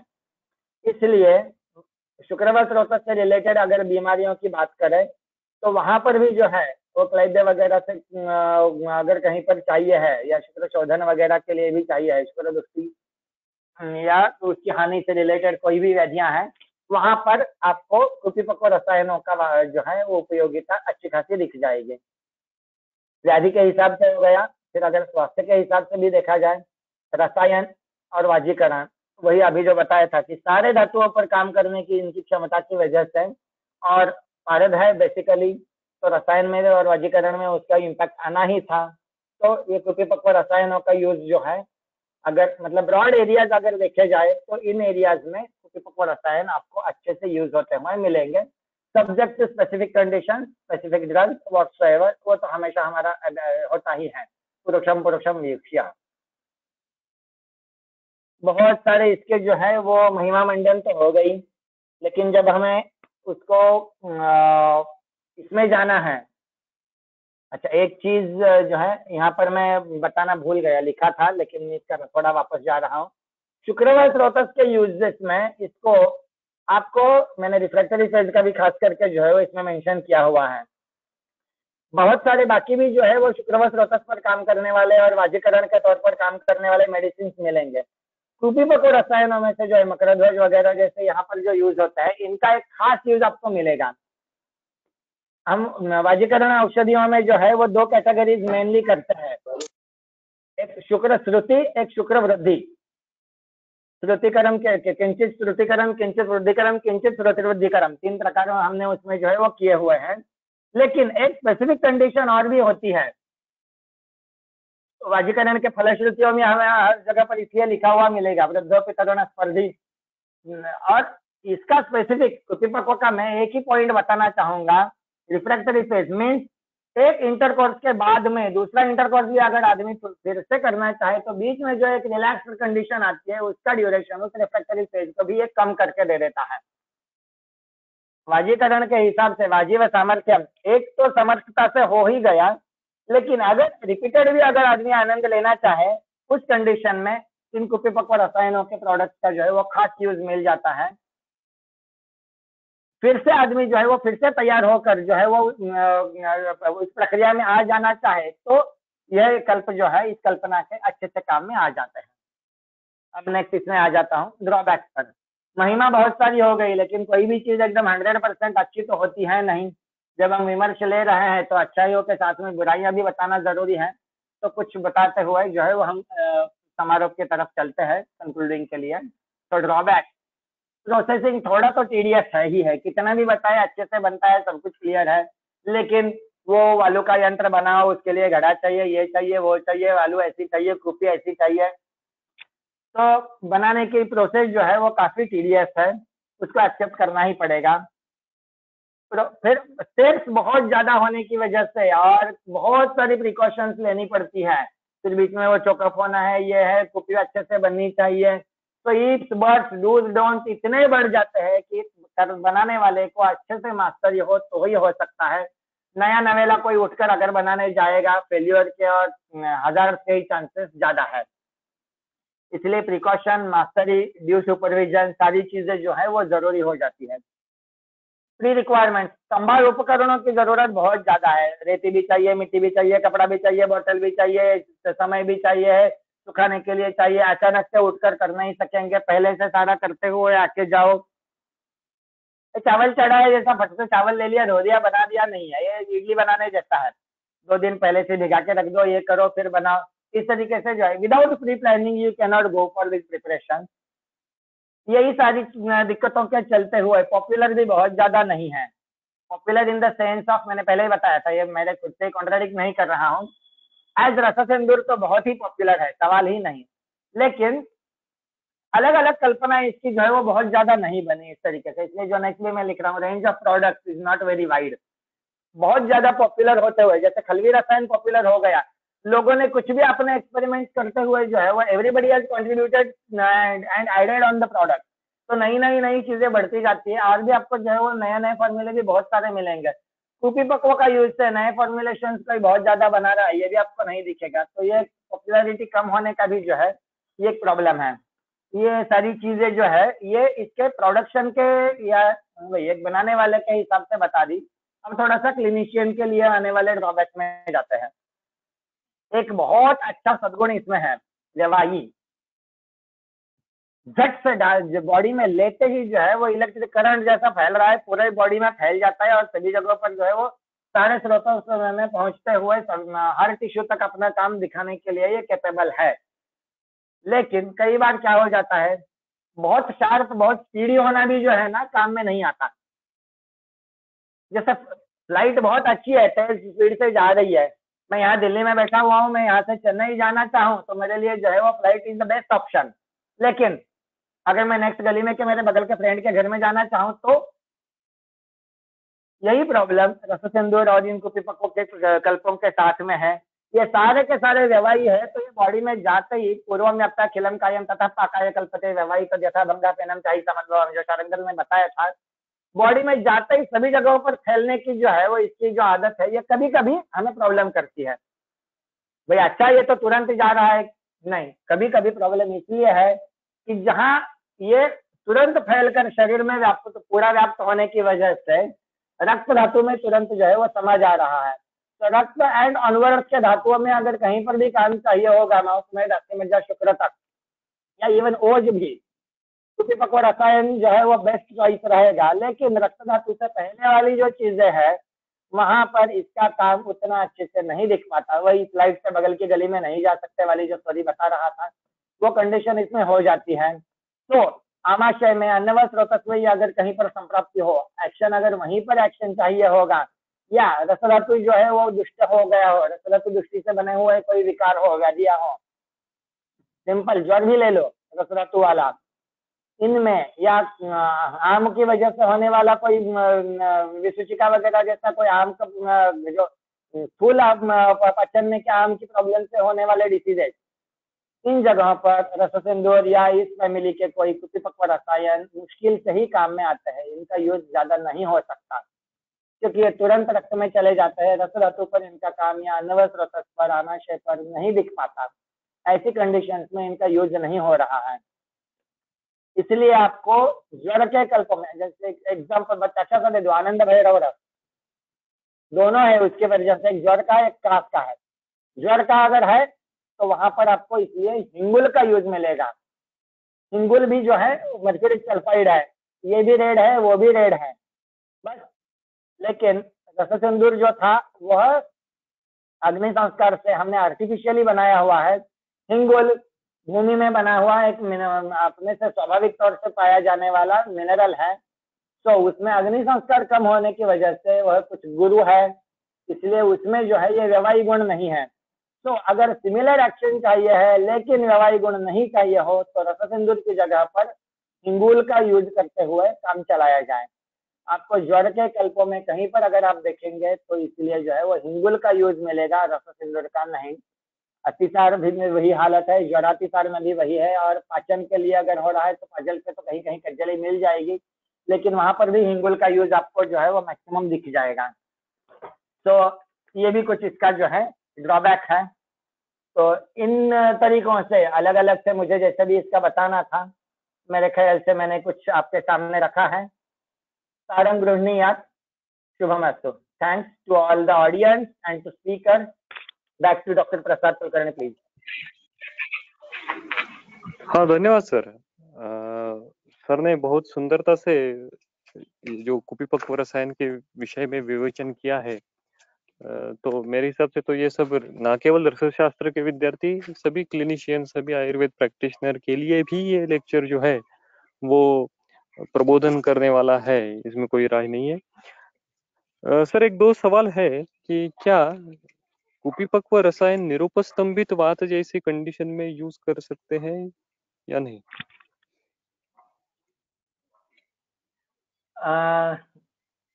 अकेला यूज करने की बात हो रही है या संयोग में अलग अलग द्रव्यों के साथ में?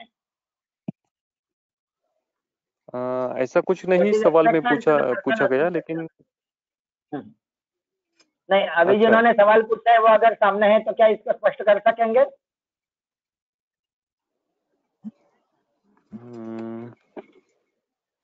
आप दो तरीके से बता सकते हैं तो बता दीजिए सर। सिंगल भी हो सकता है या मेरे विचार में सिंगल यूज अगर करना है तो निरुपस्तंभित में ये डायरेक्टली ज्यादा काम में नहीं आ पाएगा, क्योंकि रुक्षता वगैरह अगर हमने जैसे गुण देखे तो ये उपस्तंभित में तो चल जाएगा। निरुपस्तंभित में अकेले कुपिपक्व रसायनों का यूज जो है वह नहीं हो पाएगा। लेकिन अगर संयोग में यूज हो रहा है तो दूसरे द्रव्यों के लिए, क्योंकि इनमें एक योगवाहिता भी है जिसके साथ मिलाया जाता है, उसके अनुकूल गुण भी दिखाते हैं। तो उपस्तंभित की कंडीशन में उपस्तंभ में काम करने वाले दूसरे निरुपस्तंभित में अगर ग्रहणात्मक काम करने वाले दूसरे ड्रग्स के साथ में दिया जा रहा है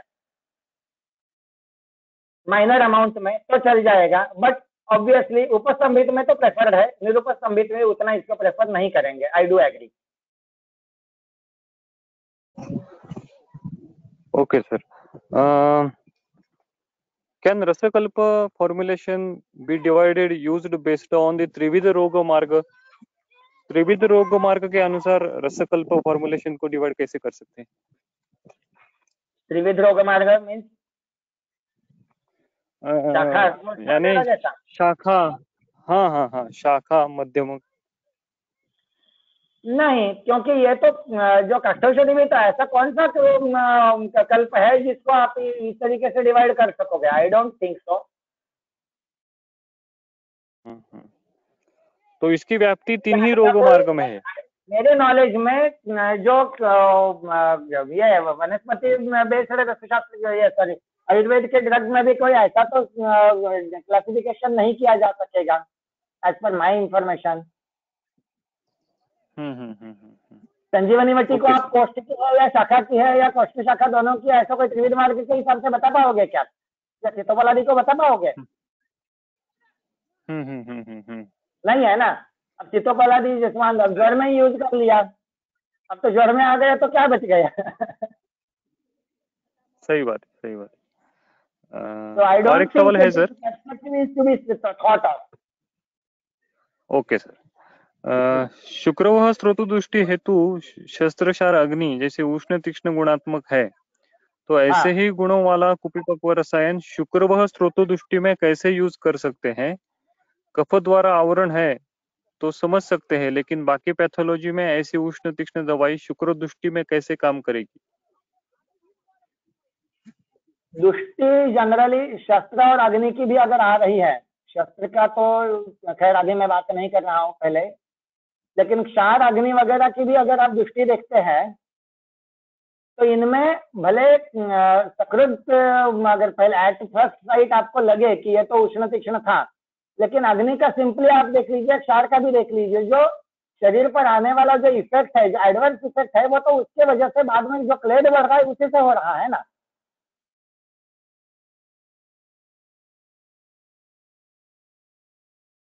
सही है। I think I am clear in it.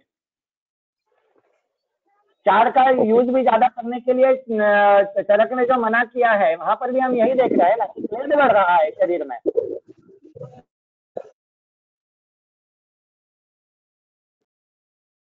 ठीक है सर।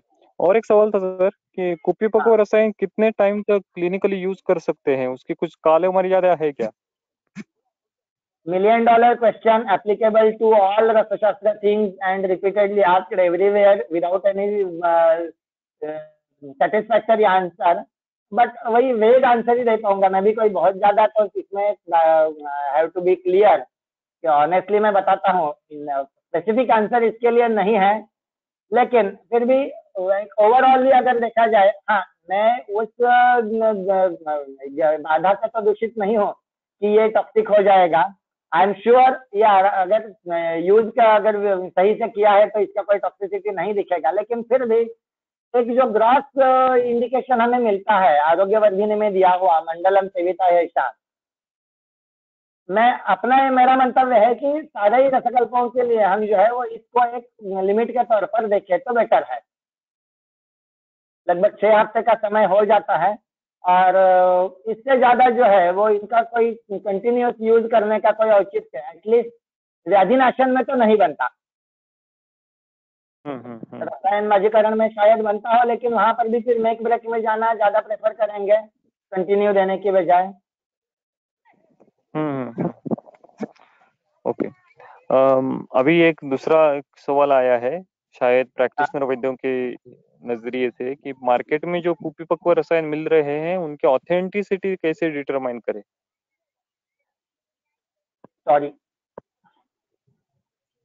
आज की डेट में तो बस विश्वास के अलावा आपके पास बहुत ज्यादा कुछ है नहीं।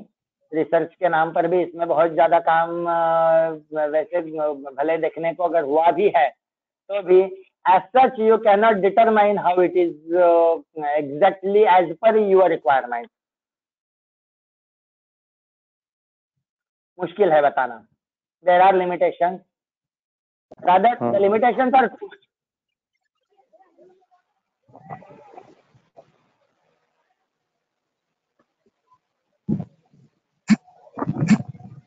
हेलो सर, आपकी आवाज नहीं आ रही है। अच्छा, अभी जो बताया मैंने आपको सुनाई दिया था या नहीं इसकी लिमिटेशंस के बारे में? नहीं था सर, वो आवाज थोड़ा गया था, बीच में साउंड गया था। Okay okay, sorry. हाँ नहीं, भले R&D इसमें बहुत चल रही है, लेकिन क्वालिटी एश्योरेंस के लिए आज के डेट में हमारे हाथ में बहुत ज्यादा कॉन्क्रीट पैरामीटर्स इसमें नहीं है। मर्क्यूरी का एस्टिमेशन करके देखा जा सकेगा, मर्क्यूरिक सल्फाइड बना है ये हम इसमें ज्यादा से ज्यादा देख सकेंगे। लेकिन जो बेसिक चीज होती है, मर्क्यूरिक सल्फाइड तो केमिकली प्रिपेयर्ड भी आपको मिल जाता है मार्केट में, एंड हिंगुल तो है ही है। तो उसको स्पेसिफिकली ये कुप्पीपक्व विधि से बनाया हुआ है या नहीं है, इसको टैली करने के लिए मेरी इंफॉर्मेशन में तो कोई ऐसा स्पेसिफिक एश्योरेंस देने के लिए कोई वेरिफिकेशन का पैरामीटर है नहीं। ओके सर, एक सवाल और है। ओके सर, रसतरंगिणी में एक कोटेशन है कि सगंध औषधि लॉन्ग टाइम तक यूज कर सकते हैं। yes. तो फिर इस विषय में आपके क्या विचार है? पारद का नाम लेते ही हमारा एक रसशास्त्र वाला एक, अगर आयुर्वेद में भी बहुत सारे लोग अब तो मिल जाएंगे, लेकिन फिर भी अगर एक ये फील्ड छोड़ दे तो बाकी तो पूरी दुनिया जो है वो एकदम मतलब कान खड़े होने वाली कंडीशन में आ जाती है ना। Because mercury is very ill famous for its toxicity, but unfortunately all the toxicity reports generated throughout the world are related to organic compounds of mercury. पहली चीज, किसी भी मटेरियल का बॉडी में कई इफेक्ट हम जब देखते हैं तो पहली चीज जो होती है कि उसकी सॉल्युबिलिटी देखी जाती है। The compounds which are water soluble, those only have wider impacts in our body. तो द मोस्ट फैट सोल्यूबल होते हैं कुछ चीजें। दो ही मीडिया हमारी बॉडी में बायोकेमिस्ट्री के लेवल पर अगर देखें तो यूज हो रहे हैं। तो निर्गंध मूर्छना में बताई हुई रसतरंगिणी का ये सही है, जो रसकर्पूर रसपुष्प वगैरह जैसी जो चीजें हैं इनमें मैक्सिमम जो है वो क्लोराइड बन रहा है या तो, या जो मॉडर्न के हिसाब से जो टॉक्सिसिटी जो मिनामाटा डिसऑर्डर से लेकर हर जगह पर देखा जाता है, वो कुछ मिथाइल कंपाउंड्स है, उसके ऑर्गेनिक मर्क्यूरी है, वो मर्क्यूरी के ऑर्गेनिक कंपाउंड्स का वहां पर जो है वो इंडस्ट्रियल हजार्ड्स में वगैरह जहां पर भी आ रहा है, except for vapours of mercury, जो डायरेक्ट मर्क्यूरी का वेपर्स से होने वाला जो प्रॉब्लम है ना, वहां पर एलिमेंटल मर्क्यूरी प्रॉब्लम कर रहा है, mercury in it pure form. लेकिन बाकी मैक्सिमम कंडीशंस में इंडस्ट्री पॉल्यूशन वगैरह में जहां पर भी जा रहा है वहां पर या तो वहां तो ऑर्गेनिक है, और जो रसतरंगिणी का निर्गंध मूर्छनाओं में आया हुआ है वो क्लोरीन वगैरह से रिलेटेड है। All this things are water soluble.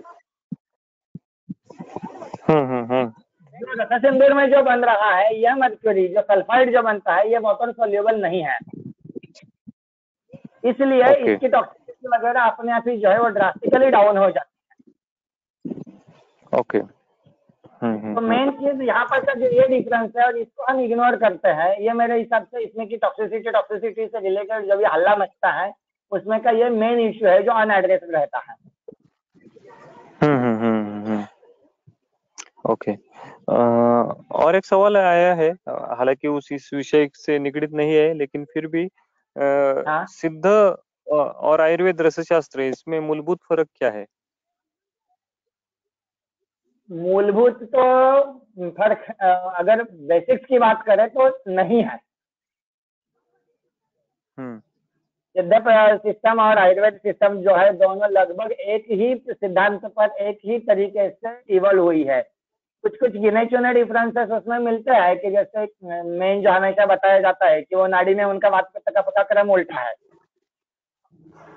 लेकिन नाड़ी को तो हम मूलभूत आयुर्वेद में ही मानेंगे नहीं, that is not fundamental of Ayurveda. तो फंडामेंटल्स अगर देखते हैं तो इतनी जानकारी मुझे सिद्धा सिस्टम के बारे में मिली हुई है, पर मैं तो कोई उसका पढ़ा लिखा तो हूँ नहीं, आयुर्वेद का ही आदमी हूँ, लेकिन फिर भी जितना सिद्धा का बारे में मेरी जानकारी है मुझे सारे के सारे कंसेप्ट जो है वो पैरेलल ही मिले, बहुत कोई अंतर ज्यादा है नहीं। हाँ, अलग अलग परंपराओं में अलग अलग इन्वायरमेंट्स में जब दो चीजें इवॉल्व होती है तो नेचुरली उनमें कुछ वेरिएशन आ ही जाते हैं ना। अगर यही मेरे नोट आज का ही मेरा प्रेजेंटेशन अगर मैं डॉक्टर प्रसाद के हाथ में देकर अगर उनको प्रेजेंट करने के लिए बोल दूं तो कल वो कहीं पर प्रेजेंट करेंगे तो शायद ऐसा तो नहीं होगा ना, प्रेजेंटेशन तो बदल ही जाएगा इवन विथ सेम मटेरियल। उसी तरीके से उतने ही डिफरेंसेस आयुर्वेद और सिद्धा में मिलते हैं, बेसिक कंसेप्ट में बहुत ज्यादा ये नहीं है। हाँ, ये जरूर है कि रसशास्त्र का फोकस सिद्ध वालों ने हमसे जरा जरूर ज्यादा किया है, एंड सिद्ध में जो मेथड्स यूज की हुई है जैसे भस्म वगैरह बनाने के लिए की जो औषधि प्रक्रियाएं हैं वो कंपेरेटिवली ज्यादा इलेबोरेट है हमारे कंपैरिजन में आयुर्वेद से, और ज्यादा उसमें ये भी कम है, कॉम्प्लिकेशंस भी कम है। जैसे हम एक एग्जांपल में दे दो, अष्ट संस्कार पारद का पूरा अष्ट संस्कार बताने के बाद में हम लास्ट में लिख देते हैं सिंगुलोत्थ पारद भी जो है वो अष्ट संस्कारित पारद जैसा ही काम करता है, तो यूज कर सकेंगे। तो ये जो शॉर्टकट है ना यूज करने का, ऐसे शॉर्टकट सिद्ध में थोड़े जल्दी ज्यादा मिल जाते हैं। हमारे पास भस्म बनाने के लिए कुछ कुछ जैसे नाग भस्म में मिलता है कि भाई एक उसका सिंदूर वर्ण का भस्म दिया हुआ है, एक दूसरा पीत वर्ण का दिया हुआ है, कुछ कृष्ण वर्ण का भी है, अलग अलग वर्ण के भस्मों के बारे में वहां पर थोड़ा बहुत मिलेगा। या लोह भस्म में भी है कुछ एक दो अलग अलग दिए हुआ है, लेकिन भस्म भस्म है हमारे लिए। सिद्ध में अगर जाओगे तो परपम सिंदूरम ककड़ंगो का 4-6 अलग अलग वैरायटीज है।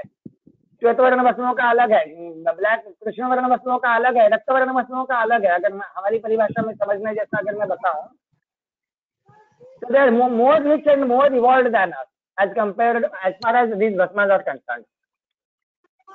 Okay. ठीक है। तो ये हमारे सिंदूर वर्ण इसमें जो युवा है, इसीलिए मैं आपने कहा कि ये रिलेटेड नहीं है, but I found it age related because भाई उनका प्रक्रियाओं में सिंदूरम आ रहा है, सिंदूर वर्ण से ही रिलेटेड है। सिंदूर वर्ण के भस्म वो अलग से बना रहे हैं। Yes sir. और एक आखिरी सवाल लेते हैं सर कि एक सवाल यह है कि नॉन रसशास्त्री वैद्यों को प्रैक्टिस करते समय कौन सी रसशास्त्र के पुस्तकों का आधार लेना चाहिए? ओह, काफी वाइड सवाल है। महाराष्ट्र के विद्यार्थियों के लिए तो बहुत इजी है, औषधि गुणधर्म शास्त्र, वैद्य गंगाधर शास्त्री गुण है, एक्सेलेंट बुक। क्योंकि एक्चुअल क्लिनिकली किस किस कल्प का किस किस अवस्था में यूज करना है, मेरे नॉलेज में तो इतना अच्छा जो है वो वर्णन दूसरे किसी बुक में नहीं मिलेगा। इसी की काफी अच्छी खासी इसी कंटेंट को रिप्रोड्यूस करते हुए रसतंत्र सार एवं सिद्ध प्रयोग संग्रह बना हुआ है हिंदी में, जो बाकी विद्यार्थियों के लिए या इसके लिए प्रैक्टिशनर्स के लिए जो है अच्छे से काम आ सकेगा। I will definitely recommend these 2 books. Okay, ठीक है सर। एक सवाल इससे जुड़ा और एक है कि कुपिवको रसायन की शेल्फ लाइफ के बारे में। पुराणास्युर गुणयुक्त अथवा धातवो रसः, शारंगर में जो बताया हुआ है यहाँ पर पूरा लागू है। कज्जली में वैसे जो हो जाता है कि फिर भी बाद में चंद्रिकाएं को दिखते हुए खुलता है, मैंने पहले भी बताया था। इसमें तो वैसे भी नहीं होता, कुपिपक्व रसायन रखने के बाद भी जो है वो जनरली दिक्कत नहीं करते। इसलिए इन प्रिंसिपल कुपिपक्व रसायन को कोई शेल्फ लाइफ की मर्यादा नहीं है। लेकिन now I am not permitted to state this, मैंने कि आयुर्वेद के प्रैक्टिशनर के हिसाब से एक विद्यार्थी के तौर पर तो बता दिया, but wearing my gown of scientific officer Ayurveda, Ministry of Ayush has given a notification where it is limited to 10 years. So by law, it is up to 10 years. I think I am clear in answering, और और कोई clarification चाहिए है? नहीं, ठीक है sir, कोई बात नहीं। चलिए, तो फिर से एक बार आयुर्वेद अध्ययन वर्ग की ओर से आदरणीय वैद्य जिरांग कलगीकर सर का मैं आभार व्यक्त करता हूँ कि सर ने समय निकालते हुए हमको इस विषय पे विस्तृत उद्बोधन किया। सभी उपस्थित वैद्य वर्गों का भी मैं हार्दिक अभिनंदन करता हूँ कि उन्होंने भी ये 1.5 घंटे से लगभग इस विषय में रुचि रखते हुए वो जुड़ सके और उन्होंने अपने सवाल यहाँ पे उपस्थित किए। मैं जिरांग कलगीकर सर से विनंती करता हूँ कि आगे जाकर भी ऐसे कोई अन्य कंसेप्ट का वो विवेचन हमारे सामने रखेंगे और हमारे लिए फिर से समय निकालेंगे। तो फिर से एक बार आयुर्वेद अध्ययन वर्ग नांदेड़ की ओर से मैं आदरणीय जिरांग कलगीकर सर और उपस्थित वैद्य वर्गों का आभार व्यक्त करते हुए ये सभा समाप्त हुई, ऐसा कहता हूँ। धन्यवाद सर। Thank you.